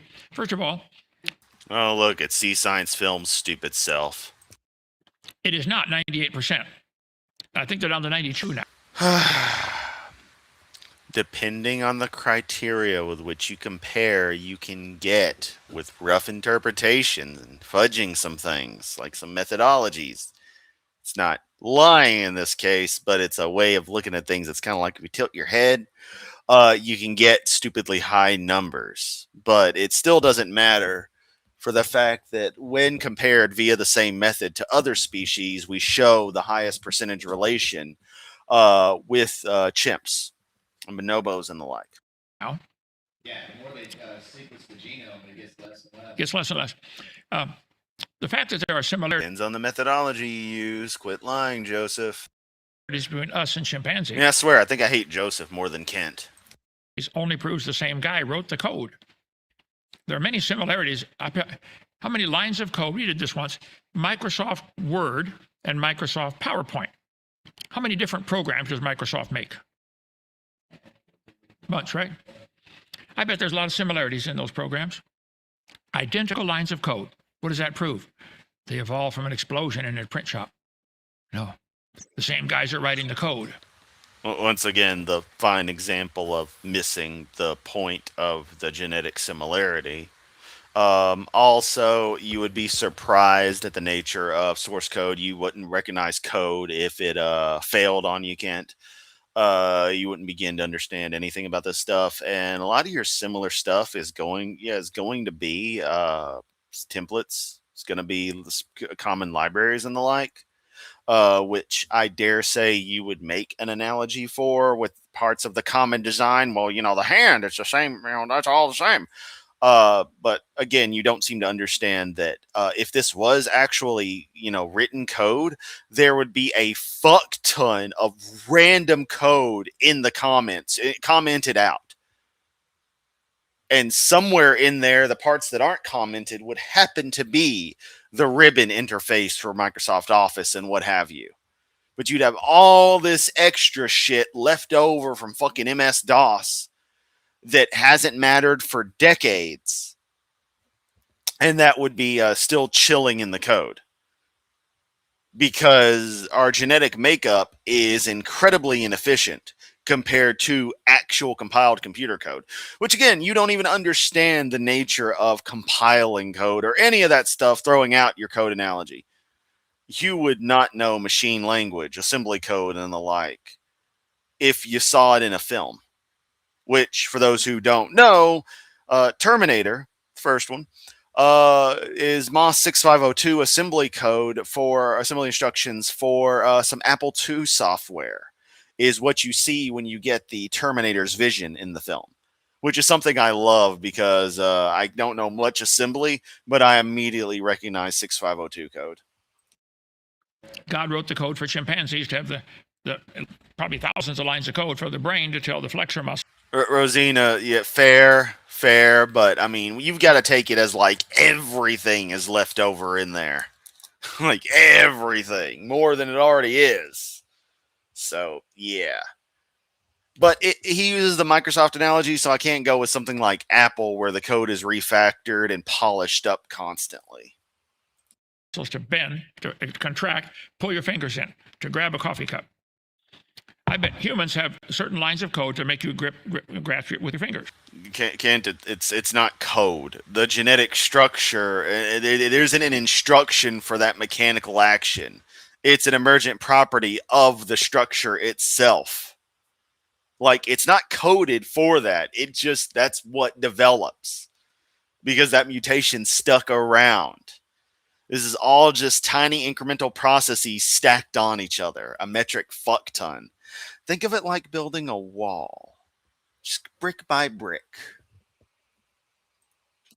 I bet chimpanzees have the same identical lines of code. No, they're going to have same genetic makeup in the same spots with the same point mutations for that particular assemblage to form the way it is. But this is all chemistry. It isn't code. Again, y'all love to throw that analogy because it creates agency behind everything. And it's like, that's just, it's just, improperly asserting shit. You're just asserting your conclusion on there, which is, all you ever do. Not because we're related. We have a common designer. And you keep saying that, but, you never provide any actual evidence except it is because I say it is. We're all going to be together in heaven. Why can't we get along? If everybody would just agree with me, we could all get along. It's simple. Yeah, gotta agree with the Hovind. Hey, if you idiots would stop violating the rights of everybody else except for you rich white fuckers, maybe we could somewhat get along. But until that time, until there's actually some kind of reasonable equality and people are treated fairly compensated fairly, resources aren't squandered, the vast majority of any kind of all resources are held by an elite few. Until that ceases to be, I will fight tooth and nail till I'm dead for some kind of collapse of the current system and a redistribution of resources for the greater good of the human race in its entirety. Which is funny that I desire this and people like Kent are so against it when they would benefit too. everyone would benefit and be in a better position, save for the elites, under proper socialist, proper communist structure, especially the communist end. You know, Kent, something that'll really piss you off, not that you believe people lived before 6,000 years ago, but for, the hundreds of thousands, a couple 100,000 years that humans existed in the effective modern form, we lived in communist societies. Communism dominated for most of human history. It just didn't have a name yet because it was just the way people lived. Then all of a sudden, capital had to get involved. Very simple. It's so simple. That's what I tell the wife all the time. Look, there's no reason to disagree. There's no reason to fight over this. Just agree with me and we're fine, I should note in the risk versus CISC end of things, I am a proponent of risk. I really love the nature of PowerPC architecture, for example, and find the performance of it compared to contemporary Intel processors to be very telling of the benefits of risk. But CISC has its strong points for some particular tasks, but I can't quite articulate those because it's very particular where the benefits are on each kind of processor. General computing, I want to say risk though. What are your thoughts on the motivational speaker? And by the way, every single person uses reduced instruction set processors. If you've got a smartphone, it's running a chip based off of Acorn architecture made in the late 80s. Fun fact, one of the engineers behind the ARM processor spec is a trans woman. So, yeah, Kent Hovind doesn't realize that his phone is operates based on technology specifically developed by a trans woman in at least one case. Certainly many more. And of course, your general computing logic from Turing was devised by a gay man. Not that has anything to do with Juneteenth per se, but he's a bigot on all fronts. And apparently at the end, he says something really stupid about homosexuality. So it's worth looking into. Hence why we are going through the comments. Sad to spoil it for you. Tony Robbins. I've only heard a little tiny bit. He's a great motivational speaker. I don't know what he believes, so I can't. Oh, yeah. All of them on Kid Rock. Can't endorse him or condemn him, either one. Talk about collagen that's still found in dinosaurs. The fiber. No, it's not David on TikTok. It is not fibrous tissue. It is material that under the right acid treatments can be partially reconstituted due to the nature of collagen's relative durability and the fact that this material was protected, if you could say, by iron in the blood of the creature, back when it was still alive. Iron residual material was able to help protect on these very particular conditions. They're not finding whole blood vessels and cracking open bones and finding marrow like Kent is inevitably going to say here. And Mary Schweitzer has specifically said repeatedly that they are lying about her and her team's research and that she wishes they would stop doing this. But they don't care about the will of others. That are found, they find blood vessels, they find nerve tissue, collagen, skin. No, they don't. Not in any appreciable amounts of any of that, if at all, in many cases. But they won't carbon date it. One guy was offered $23,000 if he would carbon date a dinosaur, and he wouldn't do it. Because the process will result in a level equal to background noise, because you're not going to get proper carbon from some carbon-14 readings from something that old. Why not? Well, it's going to give too young of an age. Oh, bingo. Yeah. Conspiracy. Again, Kent, by your logic, everything should show as either anything that was buried pre-flood should be infinitely old, should show no contamination whatsoever, or at least read background, and everything else should only read very, very recent. Nothing should ever be anywhere in the middle ranges of carbon dating under your logic. There's a Lost World Museum, I think, up in New York. They have a lot of stuff on that topic of, a tissue found in fossils that should be millions of years old. How about you read the actual Schweitzer et al. Research and research derived from that and see that you're lying? It could not survive that long. DNA is not code, Kent. Has been. Sean! I hope you're in the chat right now. Oh, that's our friend Sean Driver. Oh, love you, mate. Y'all know I love y'all, right? Y'all are fucking awesome. Not you, Kent, but my audience. My lovely, lovely audience. Now watch. Kent's gonna get all pissy and call for a debate. And it's his go-to. Kent using a butcher knife when a scalpel is needed. Yep. Told this. DNA is not code. You've been told this before, Doc. I've been told to be therefore. Kent, it's not code. I better quit. Yes, sir, master. Don't beat me, master. Please don't beat me, master. I told you be good. Jesus fucking Christ. Are you serious? And I thought that's what you were quoting. I've seen that clip. It's been a meme used to reference work, but I forget whether it relates to it's from Roots or not. It probably is. But it's the dad from, I believe, the Jeffersons. Playing the character Toby and saying that stuff. Kent, you're seriously going to say that? Do that on Juneteenth of all days? What a fucking piece of shit you are.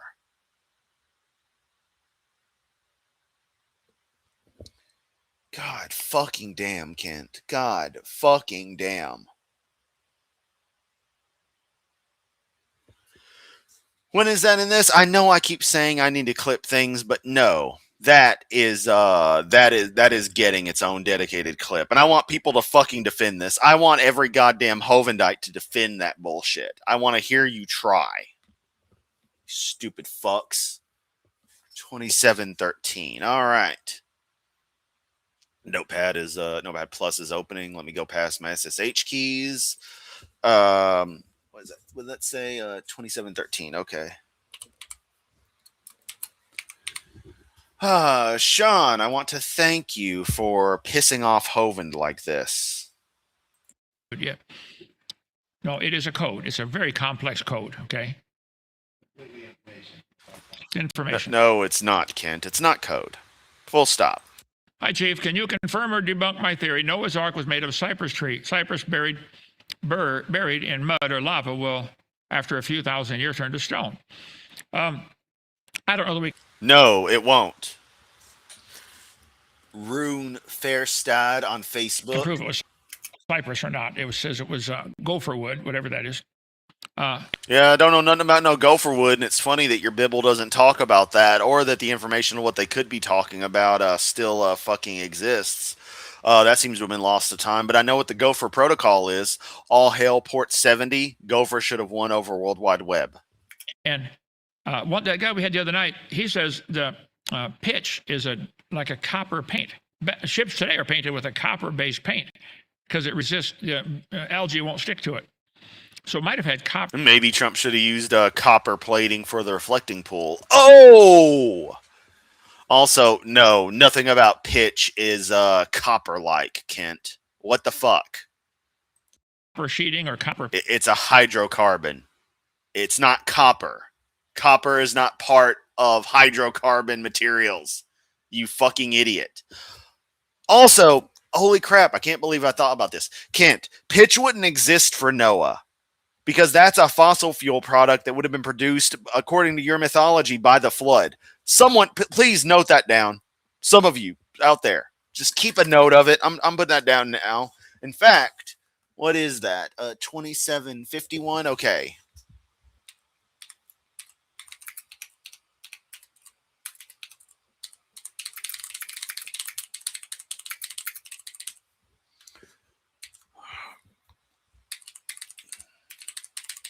Sorry, I'm typing. I know y'all love to hear the keyboard. I'm actually going to add the video URL up here. There we go. Done. I need to start doing this and really making excerpts. Paint on the ark. I don't know. But I think And sorry, I accidentally leave the hot mic, so you probably get an echo effect on Hovind's end on my mic. Let me mute. many types of wood will turn to stone. Doesn't have to be cypress. And they turn to stone in a few years. How was Hitler chosen as Time Magazine's Man of the Year twice? That says I don't think he was.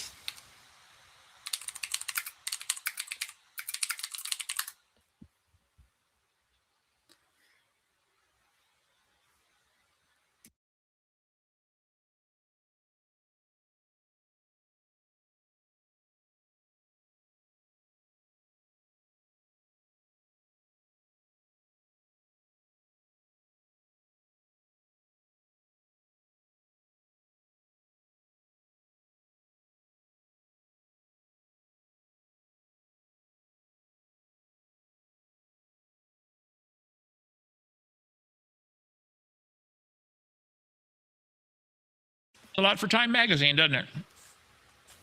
That's why I don't buy it. Not knowing shit about anything, Kent, of course. Okay. Never have. Hi, I have to thank you, Dr. Kent. Because of you, I started believing once saved, always saved, losing salvation. Well, good. Thank you, Marco. Spread the word. Yep, which you believing that, Kent, means that me and a vast majority of the audience are perfectly fine. So get fucked. The message around. What's your thoughts on the book of Enoch? Joey, there are 3 books of Enoch. I got them right there. They are they contradict each other and they contradict the Bible. They're interesting reading and so. Angelina, copper does it's brass. Is it? Yeah, it's copper. Copper and brass, since I think it's a copper alloy, copper and tin, I think, are relatively antimicrobial. So that is a reason, a benefit of using them. But there definitely can be others too. How it reacts to salt water, potentially. I don't know for sure. Spots, but they're forgeries.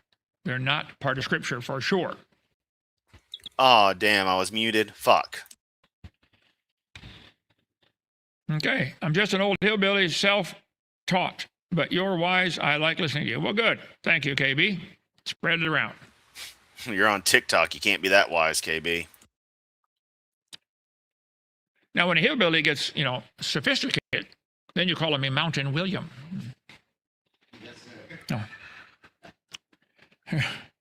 Dragons, how come I can remember every joke I've ever... What is it that... Because you only have 12 jokes, Kent. What was it that I was muted for? Was it Hitler in Time Magazine? Because I feel like that might have been it, and I hate that. If so, let me know. Heard. I can't remember a loaf of bread and a gallon of milk when my wife sends me to the store. Dragons and giants once roamed the earth, but the flood wiped them out. But they're giants still in time after Noah. Partially right. Noah took 2 of each kind. Wow. Joey Ward, thanks for asking the right question. I'm glad to get an answer to this, but it's just going to be Kent giving more apologetics. Onto the ark, including dinosaurs, probably babies of everything. After the flood, they couldn't live as long. You notice from reading Genesis 5, they lived to be 900. You go to Genesis 11, after the flood, dropped off to 400, then 200. So I think many of the bigger dinosaurs, let's take a brachiosaur, for instance. Let's suppose, these things got, 60, 70 feet long. Suppose they had to reach a certain age of maybe 100 before they reached maturity to have babies. Zumi says copper corrodes rather rapidly in salt water, so copper then wouldn't be used in boat paints. Which would make sense, but I didn't even think about addressing it. And then the New World after the flood, they couldn't reach that age, so they died off simply from climate. Okay, yeah, sorry, we missed the Hitler in Time magazine because I was muted. I hate that. It had to be the best thing. When Kent brought up Hitler in Time magazine, I did a quick search on it, and the AI overview from Google. Going to read the little summary there. Time has historically chosen the person of the year, formerly man of the year, based on who most influenced the news and the world during the year, for better or worse.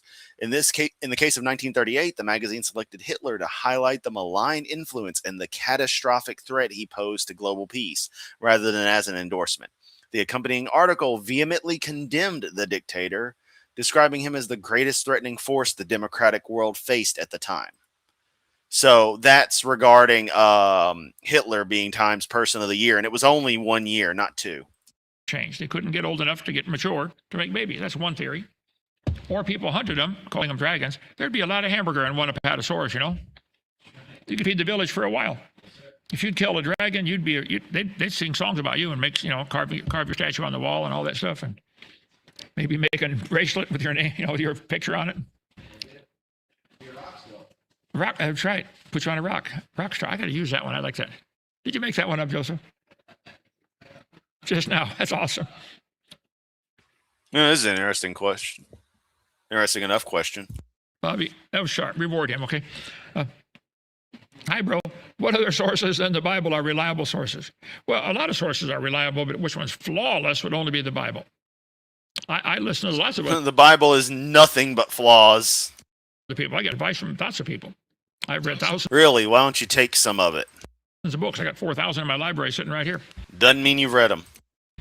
I haven't read them all, but I love to Probably hadn't read any of them. read. So yeah, the Bible is flawless source. Others are, Garbage source. It's not a source for anything except shit internal to it. there's a lot of good, there's good food in the garbage can sometimes. I don't want to dig through the garbage to get it. But, okay. Amazing how you can speak about this with so much passion after all these years. Well, Yeah, because he makes bukus of money doing this. And has a big cult feeding his ego.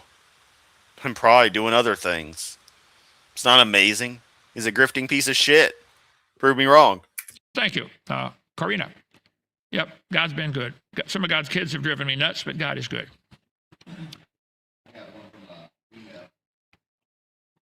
Says, Dear Dr. Hovind, my name is Caleb. Oh, fucking Christ. We get right channel Joseph audio.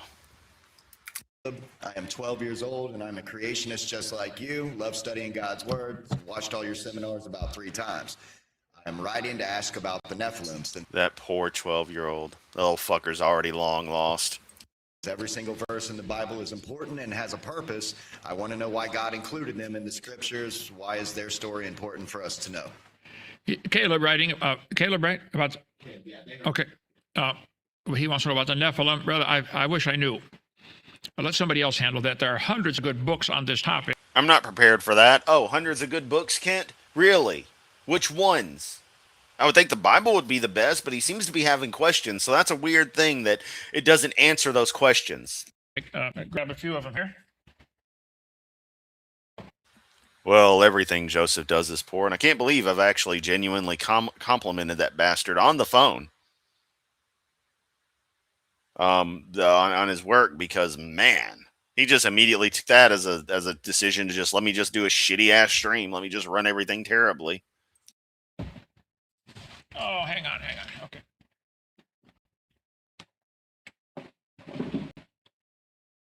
Bobby, did we ever get any of these giant books to put in our bookstore on our website or anything?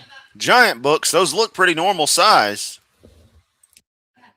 Half of them, okay. Giants.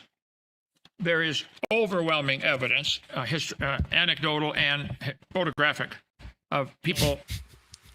Yes, Kent, because images from a Photoshop contest are totally legit, see. Hey, I got some images, photographic images I can show you of Jesus in compromising situations. 12, 15 feet tall, maybe even 20 feet tall. And there are certainly legends of people 30 feet tall. There were certainly animals that big. I mean, it's not like there's biologically not possible. But the Valley of the Giants. So, except it biologically is, Kent, because the physical anatomy, there's limits to the kinds of stresses that different anatomical structures can support. Hence why elephants' feet are the way they are versus human feet, for example. Humans cannot be that big. Our anatomy does not work for that full fucking stop. I've covered this several times. Go to our web, call our office, and we'll give you the list of all the books that we have on the topic of giants on the earth. I think Call our office. That way we can have a voice print of you. Kent, I have a bridge to sell you. Yeah, seriously. Something they want to do now is if you call it, if you want to hop on the show from that video.ninja crap, Joseph's instructions include turn on your camera so we can see your face. And it's like, what are you taking screenshots of everybody? the same thing happened, though. The giant people, after the flood, would have a harder time, and there'd be fewer and fewer. Eventually, you can't find a husband or wife. You know, if you're the only giant left in the country, ain't no 4-foot woman going to want to marry you. No. Hey, Kent, I'd like to introduce you to Guild Wars and the Norn. Now, they're not 15 feet tall, but actually, my Norn character, Elska Himmen, yes, her name actually includes the word heaven in Icelandic, I believe. What was Elska? Hang on, I gotta look this up real quick. I can't even remember my own characters' names. Like Liseth Merkar, another character of mine, means something. Like I got a lot of cool named characters like that.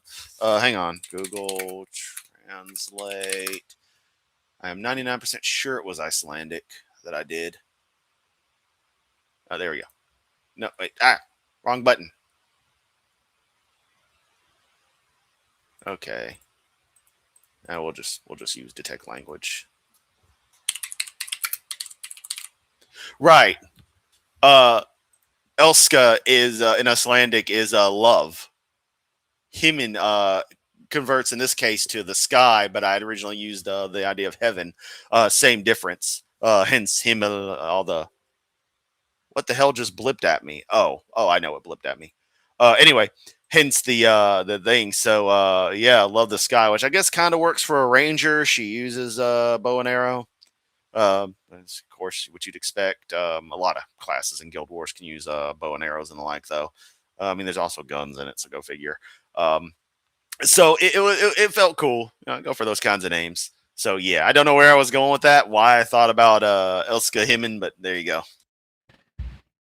I don't think, was he?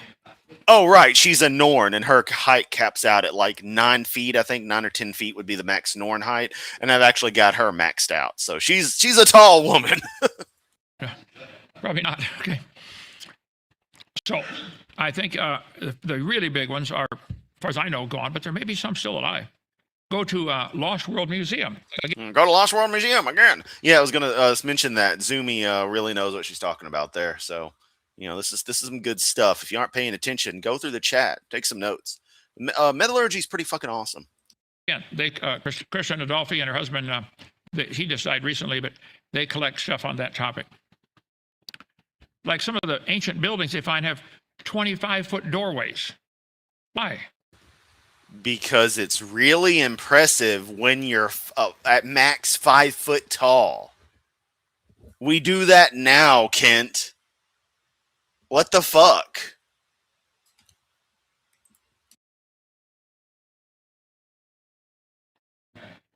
Why? Why build a 25-foot doorway? I'm 6'2". I can go through most doors, no problem.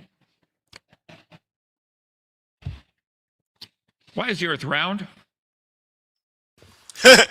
He's not going to be able to answer this.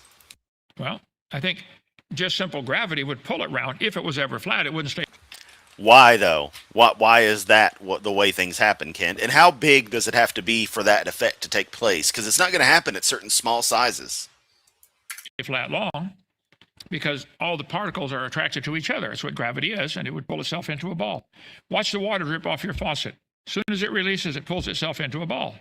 That's for a couple other different That's because of surface tension, not gravity, Kent. reasons, surface tension and stuff, but really it's No, just the surface tension. molecular attraction and gravitational Molecular. It's not gravitational. attraction would take over. If the Earth were flat, it would pull itself into a ball pretty quickly. And because it spins, it bulges at the equator. I think it's 20 miles difference. We looked at it It's less, Kent. up one time. He's not, if he looks it up now, you're not going to correct yourself. It's 20 miles equatorial diameter greater than polar diameter because it's spinning. It's bulging at the equator. I saw a lady at Walmart bulging at the equator yesterday. It was funny. Wow, you're still allowed there? I am waiting for the police camera footage to drop for Hovind actually getting the cops called on him for doing his stupid shit. I'm not saying we should call a Walmart and complain, but, the people who are being harassed by Hovind regularly really should complain. Everybody in class sat next to her. And there you go, just being a piece of shit. I found that love alone, kindness, choosing, To love people is a medicine. Hey, you know, I normally don't try to shill like this, but this has been a 2-hour stream, and I could have been playing Guild Wars this whole time. I totally have been on the side now, although that would be fucking wicked to be able to just play Guild Wars and cover this crap. If anyone's got some shekels to spare, make it, you know, really, really thank me for the stream. That'd be cool. That is the worst shilling I've ever done, and I legitimately feel like crap for saying it. But you know, got to do a reminder. Midwest Safety or EWO? That's a very good question. A very good question. EWU, that's the one. I think it'd be an EWU in that case. Not so much a Midwest Safety, although Kent is from the Midwest, so it might still apply. And for my soul. Amen. Some people are hard to love, but we're supposed to do it. What clever man, and thank you so much for answering my questions. May God He isn't fucking clever. Hovind's an idiot. bless you. Well, thank you, Joe. I appreciate that. Day shared this live stream. Well, good. They share it with everybody. Hey, I want all you TikTok morons to notice that the text there says shared the live stream. It doesn't say shared the live. That's not the thing. It's a stream that is live, hence live stream. Live is not a thing. This is not a live you're watching. It is a live stream. Okay? Okay. We want to get the. I believe the Bible is true and evolution is dumb. I think everybody ought to Yeah, well, you're stupid. feel the same way. Okay, do you think giants build pyramids? I think giants were involved all through history in lots of these massive buildings we find. Not only were they gigantic, they were phenomenally intelligent. I mean, if you're living to be 900 years old, how much could you learn in 900 years? Well, I think they would have, had they actually been living that long, would have discovered that their stupid Yahweh doesn't exist, and quite a bit of stuff that we would be aware of today. But it seems like they didn't.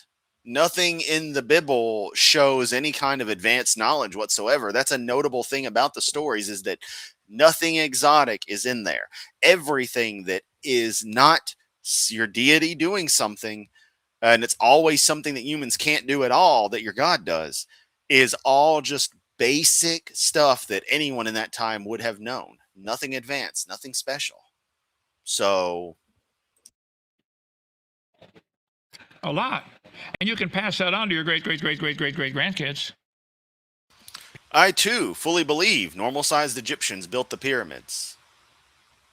Next on Egyptians Build the Pyramids. The team studies the evidence that regular Egyptians might well have built the pyramids. Plus, Adam came pre-programmed from God, fully loaded computer. He could walk, Adam was not a computer. He was an animated mud golem, you fucking idiot. talk, name the animals, and get married first day. Yeah. So I think the knowledge was phenomenal. Well, not normal size would still work because they weren't giant Egyptians. They were normal Egyptians, average sized. Yeah, it was understood. And they knew things that we don't even know today. How to lift heavy stones with music or sound. No, you don't do that. Go play Beethoven's Fifth and lift a rock. Tell me how that works out for you. Yeah, Kent is a fine example that age doesn't make you smart. Waves. That's what the theory is. One theory. Oh no. So my answer is yes, Marco. I suspect they're involved in that. Why don't you think the world is still and the universe is spinning around us? Because all the scientific evidence is against that. Your Bible isn't. Your Bible explicitly describes that exact universe, that all of the cosmos is just pinholes in the firmament. And there's certainly no scripture to say that has to be true. That's all that the Bible says, Kent. You just lie about this crap constantly. It's amazing how much you constantly lie and make shit up. That verse, people say, well, the Bible says the earth doesn't move. Well, it says King David's throne doesn't move. It's quite a, yeah. I mean, same word in the same context, too. Same word. So I think we got to understand it's an idiom, a figure of speech. But Kent, you said the Bible is literally true.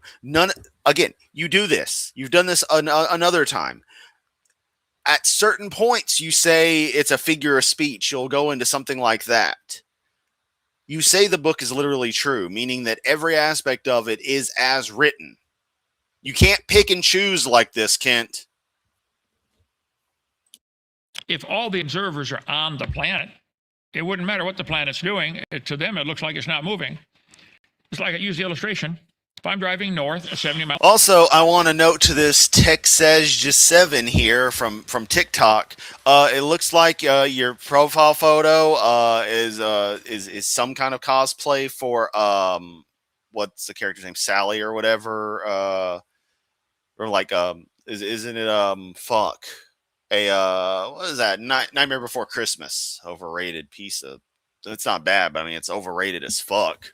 That's the type of person I avoid, by the way. Like Disney adults, people obsessed with Nightmare Before Christmas. Avoid the fuck out of them. Never met one who was remotely sane. Anyway, you got that going on. I'm pretty sure Kent would object to that. So, you know. An hour, and you're in the back seat, and you say, Brother Hovind, hand me a Pepsi. I hand the Pepsi back at 20 Jesus Christ, here he goes on this shit again. miles an hour to you. Did the Pepsi go forward or backward? Well, that depends who's telling the story. No, it depends on the perspective of the observer, not who's telling the story, because it's all relative. There is a difference there. To you and I in the car, you went backward. To somebody on the sidewalk, it went forward at 50 miles an hour. So, but there's no observers outside to tell us the Earth stopped spinning. No, everybody on the Earth would say the sun stood still. That's correct. And for that to happen, Kent, the Earth would have to stop rotating. Do you not understand cause and effect here? The Bible is not true. I'm sorry you feel that way. You will change your mind 5 seconds after you're dead. I promise you that. That was our buddy Sean again. 2 seconds. Hopefully before. But Gotta threaten everybody because I'm Ken Hovind. I'm a piece of shit. people are stubborn. Then shalt thou understand the fear of the Lord and find the knowledge. Yeah. Look at this shit. The Sea Science Labs fucker is so obsessed with Hovind, he'll be watching from multiple channels because this is a post from fucking Rumble. What the hell is wrong with that guy? Some people find out too late. Sharing the truth is what God called us to do. I'm in Dothan, Alabama. How far is Dothan from here? Not that far. Hour and a half? Your dino farm. 2 hours? No, it's like 3.5, 4 hours. 3.5 or 4 hours? We took our side-by-side there. Also, let's note what Joseph did here. Look at this. So you have a comment from Restream Bot. So it's Restream. So they're still using Restream for, I guess, the core of the streams. And they just use that Video Ninja for the chat sections or whatever. They're using Restream, right? So this is a Restream message for a comment from Facebook that Joseph is sharing in Restream from YouTube rather than from the actual Facebook comment itself, which would have come in independently. Or no, it might not have. No, it did because other Facebook comments have come in. What the fuck, man? What is this shit? Joseph, you are so fucking incompetent. Once it's about 3-4 hours. 3 or 4 hours, Dothan? Google Dothan to Lenox. Good luck finding Lenox, Lenox. But come on over. Tiffany, we got cabins. People come and visit all the time. What would you say? People scum and visit all the time? Sounds about right.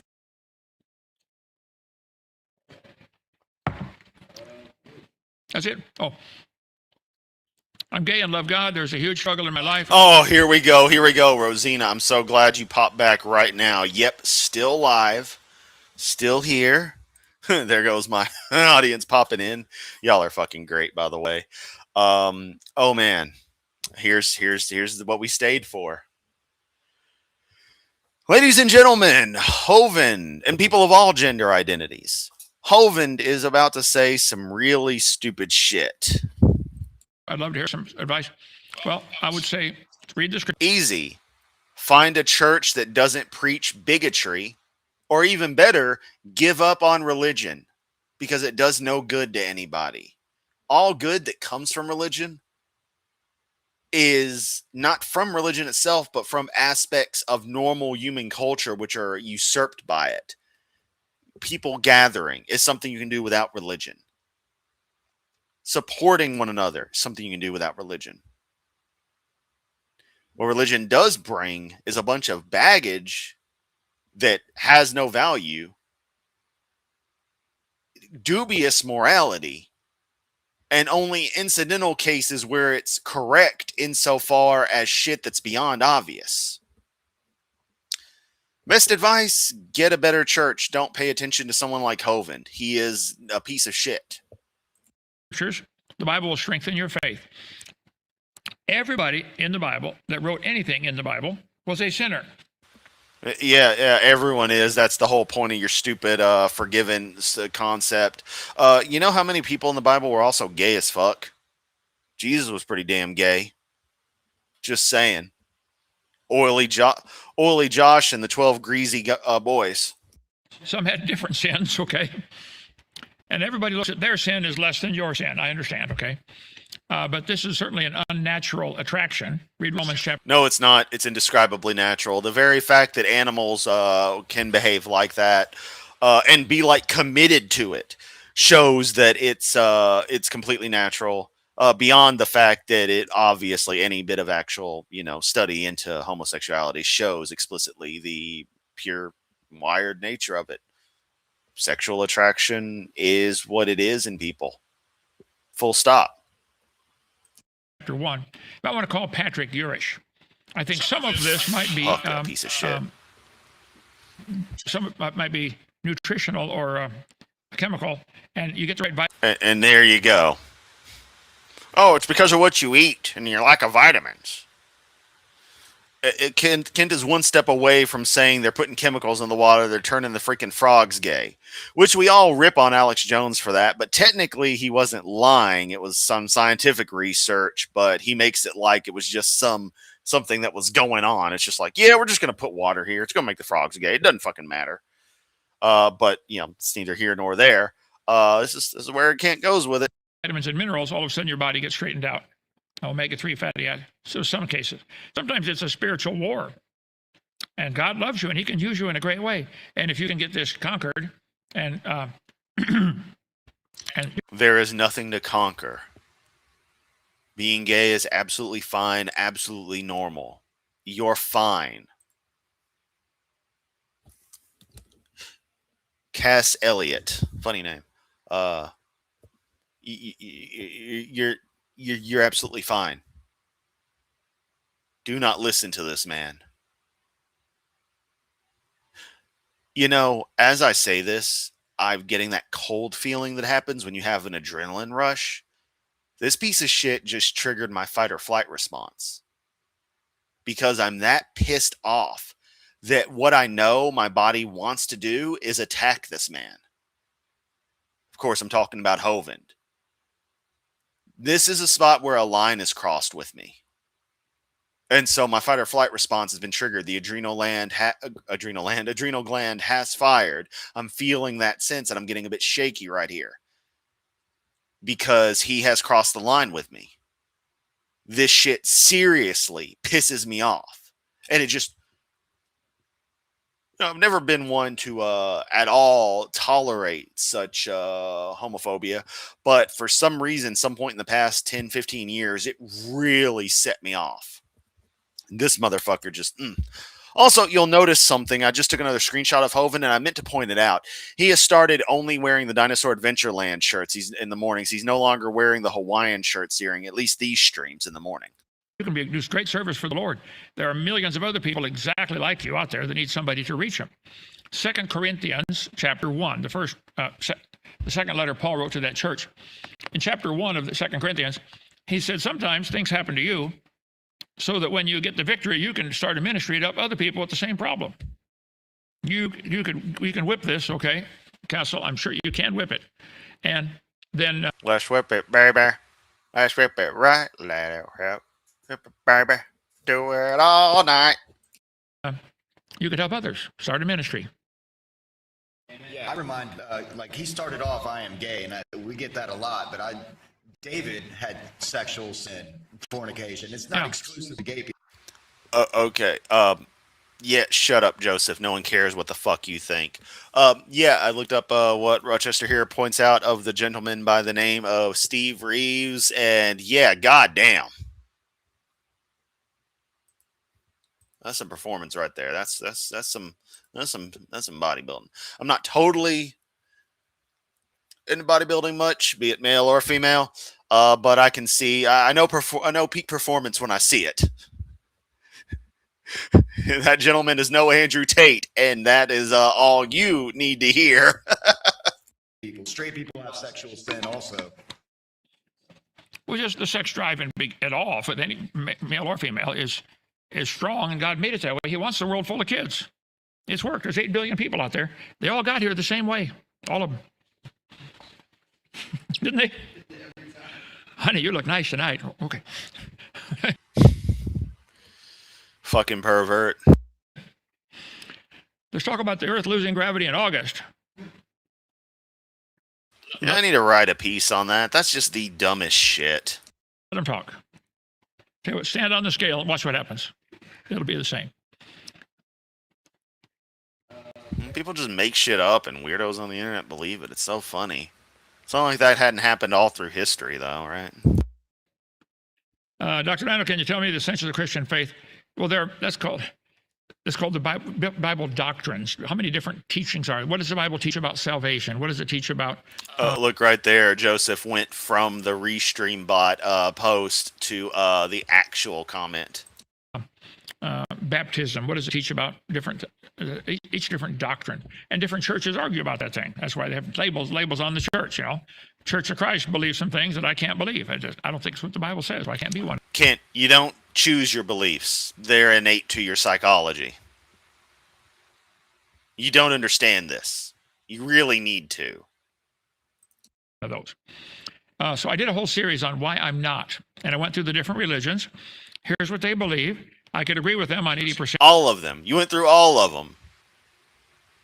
Do you have why you're not Shinto in there? Because otherwise you didn't hit them all. And I disagree on these two key issues, and it's enough of a disagreement. I can't join them. I don't want to fight them. During the World War II, why you're not an animist? We were allies with the Russians. We disagreed on a bunch of stuff. We got a bigger enemy out. The Soviet Union, Kent, not Russia. Stop doing that. Out there, I can cooperate with different religions, and long enough to whoop the battle. No, you can't. For the bigger enemy, we can argue about our little differences later. So Malachi, that would take hours to answer that question. But as far as salvation, God did it all. Man sinned. God said, look, I'm going to come down. I'll become a man. I'll let them kill me. And my blood will pay for your sins if you'll accept it. So 57 years ago, I prayed, said, Lord, I'm a sinner.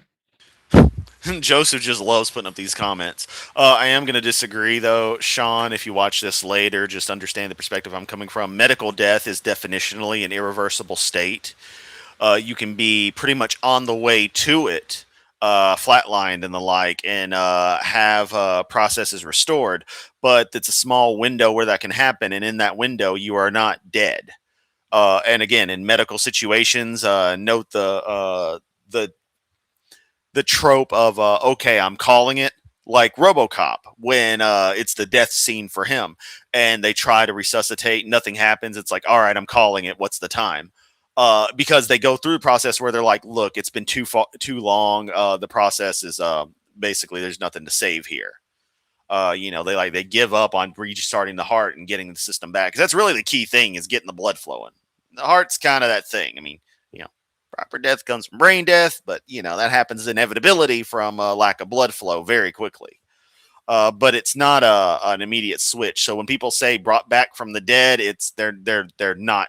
That's not what they mean. That they think what they think they're saying isn't what actually occurred. They had been resuscitated from a beyond critical state. Forget the exact details, but explicitly, death is an irreversible state. But I believe you died for me. I believe you rose from the dead. Would you please forgive me? Would you please come in my heart and save me? That's what I prayed, and it worked. There's no magic prayer. But if you'll do that, he'll come in. Salvation has to be simple, or stupid people couldn't get it. I don't know if you've noticed, have you seen, there's some stupid people out there. Yeah, they vote Republican most of the time. Zoomy, have fun over there. Yeah. Okay. God wants them saved too. So it's real simple. Many people with medical problems die and get brought back, and Jesus never existed.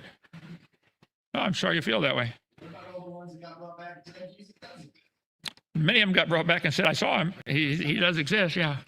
Wow, how convenient the character anecdotes to characters in your story years after saying they saw something. Okay. You also believe we're living, I do, we're living in the last days. I suspect, I can't prove, we've already started the 7-year tribulation. And I think we're all going to be out of here in the next 4 or 5 years. Kent downed a whole gallon of lead paint as a kid, most definitely. Third, incursion into what? What do you mean by that? Oh, no, man, you're the theologian. You should know. You know, it's usually a war term in, go into somebody else's territory. Explain what you mean by that. God bless you. Well, thank you. Appreciate that. Magically enchantment from a random TikToker. Ooh. I've not found too much to argue with you about, sir. Call my wife. Tell her the same thing. Okay. Make your head swell, but you're on the money. Well, thank you. Appreciate that. KB, could you slob on his knob harder? Wow, you're a real piece of shit.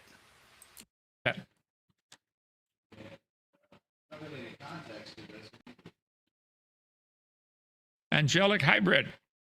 Are you claiming you... Joseph, you've got to understand that the comments that you put on screen need to be actual, like, relevant statements, something that's with context. That doesn't work, and Kent's too stupid to fill in the blanks. are?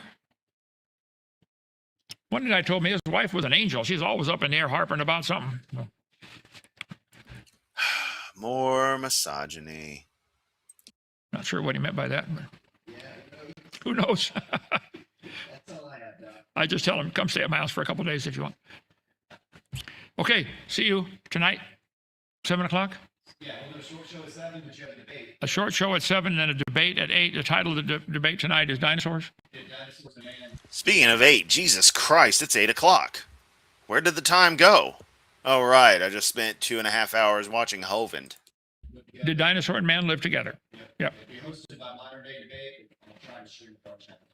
Okay. Oh, of course it is. Kent, you want more debates? I'm my channel's ready and waiting. Dumbass. That'll be debate number 398 for me, I think. I got to get to 400. Oh, good. It's over. Yay. What did YouTube suggest? Let's go down. Me finishing up this video from Professor Dave, animal rights in North Korea, and never-ending nightmare of only use me blade. Oh, man, this dude is oh, wow. Yeah, I'm getting Turkey Tom in the Kimdom, and Professor Dave suggested to me following this. Well, welcome to my YouTube suggestions. All right. This was a lot of fun. Terribly, terribly time-consuming, but that's all right. We will continue with more Hovind down the line. I've got some backlog videos that I want to cover. Don't really have too much else to say at the moment, so that's that. Much love as always. Again, happy Juneteenth. Hovind is a bigoted piece of shit. And yeah, that's all I've got to say about that. Catch you next time.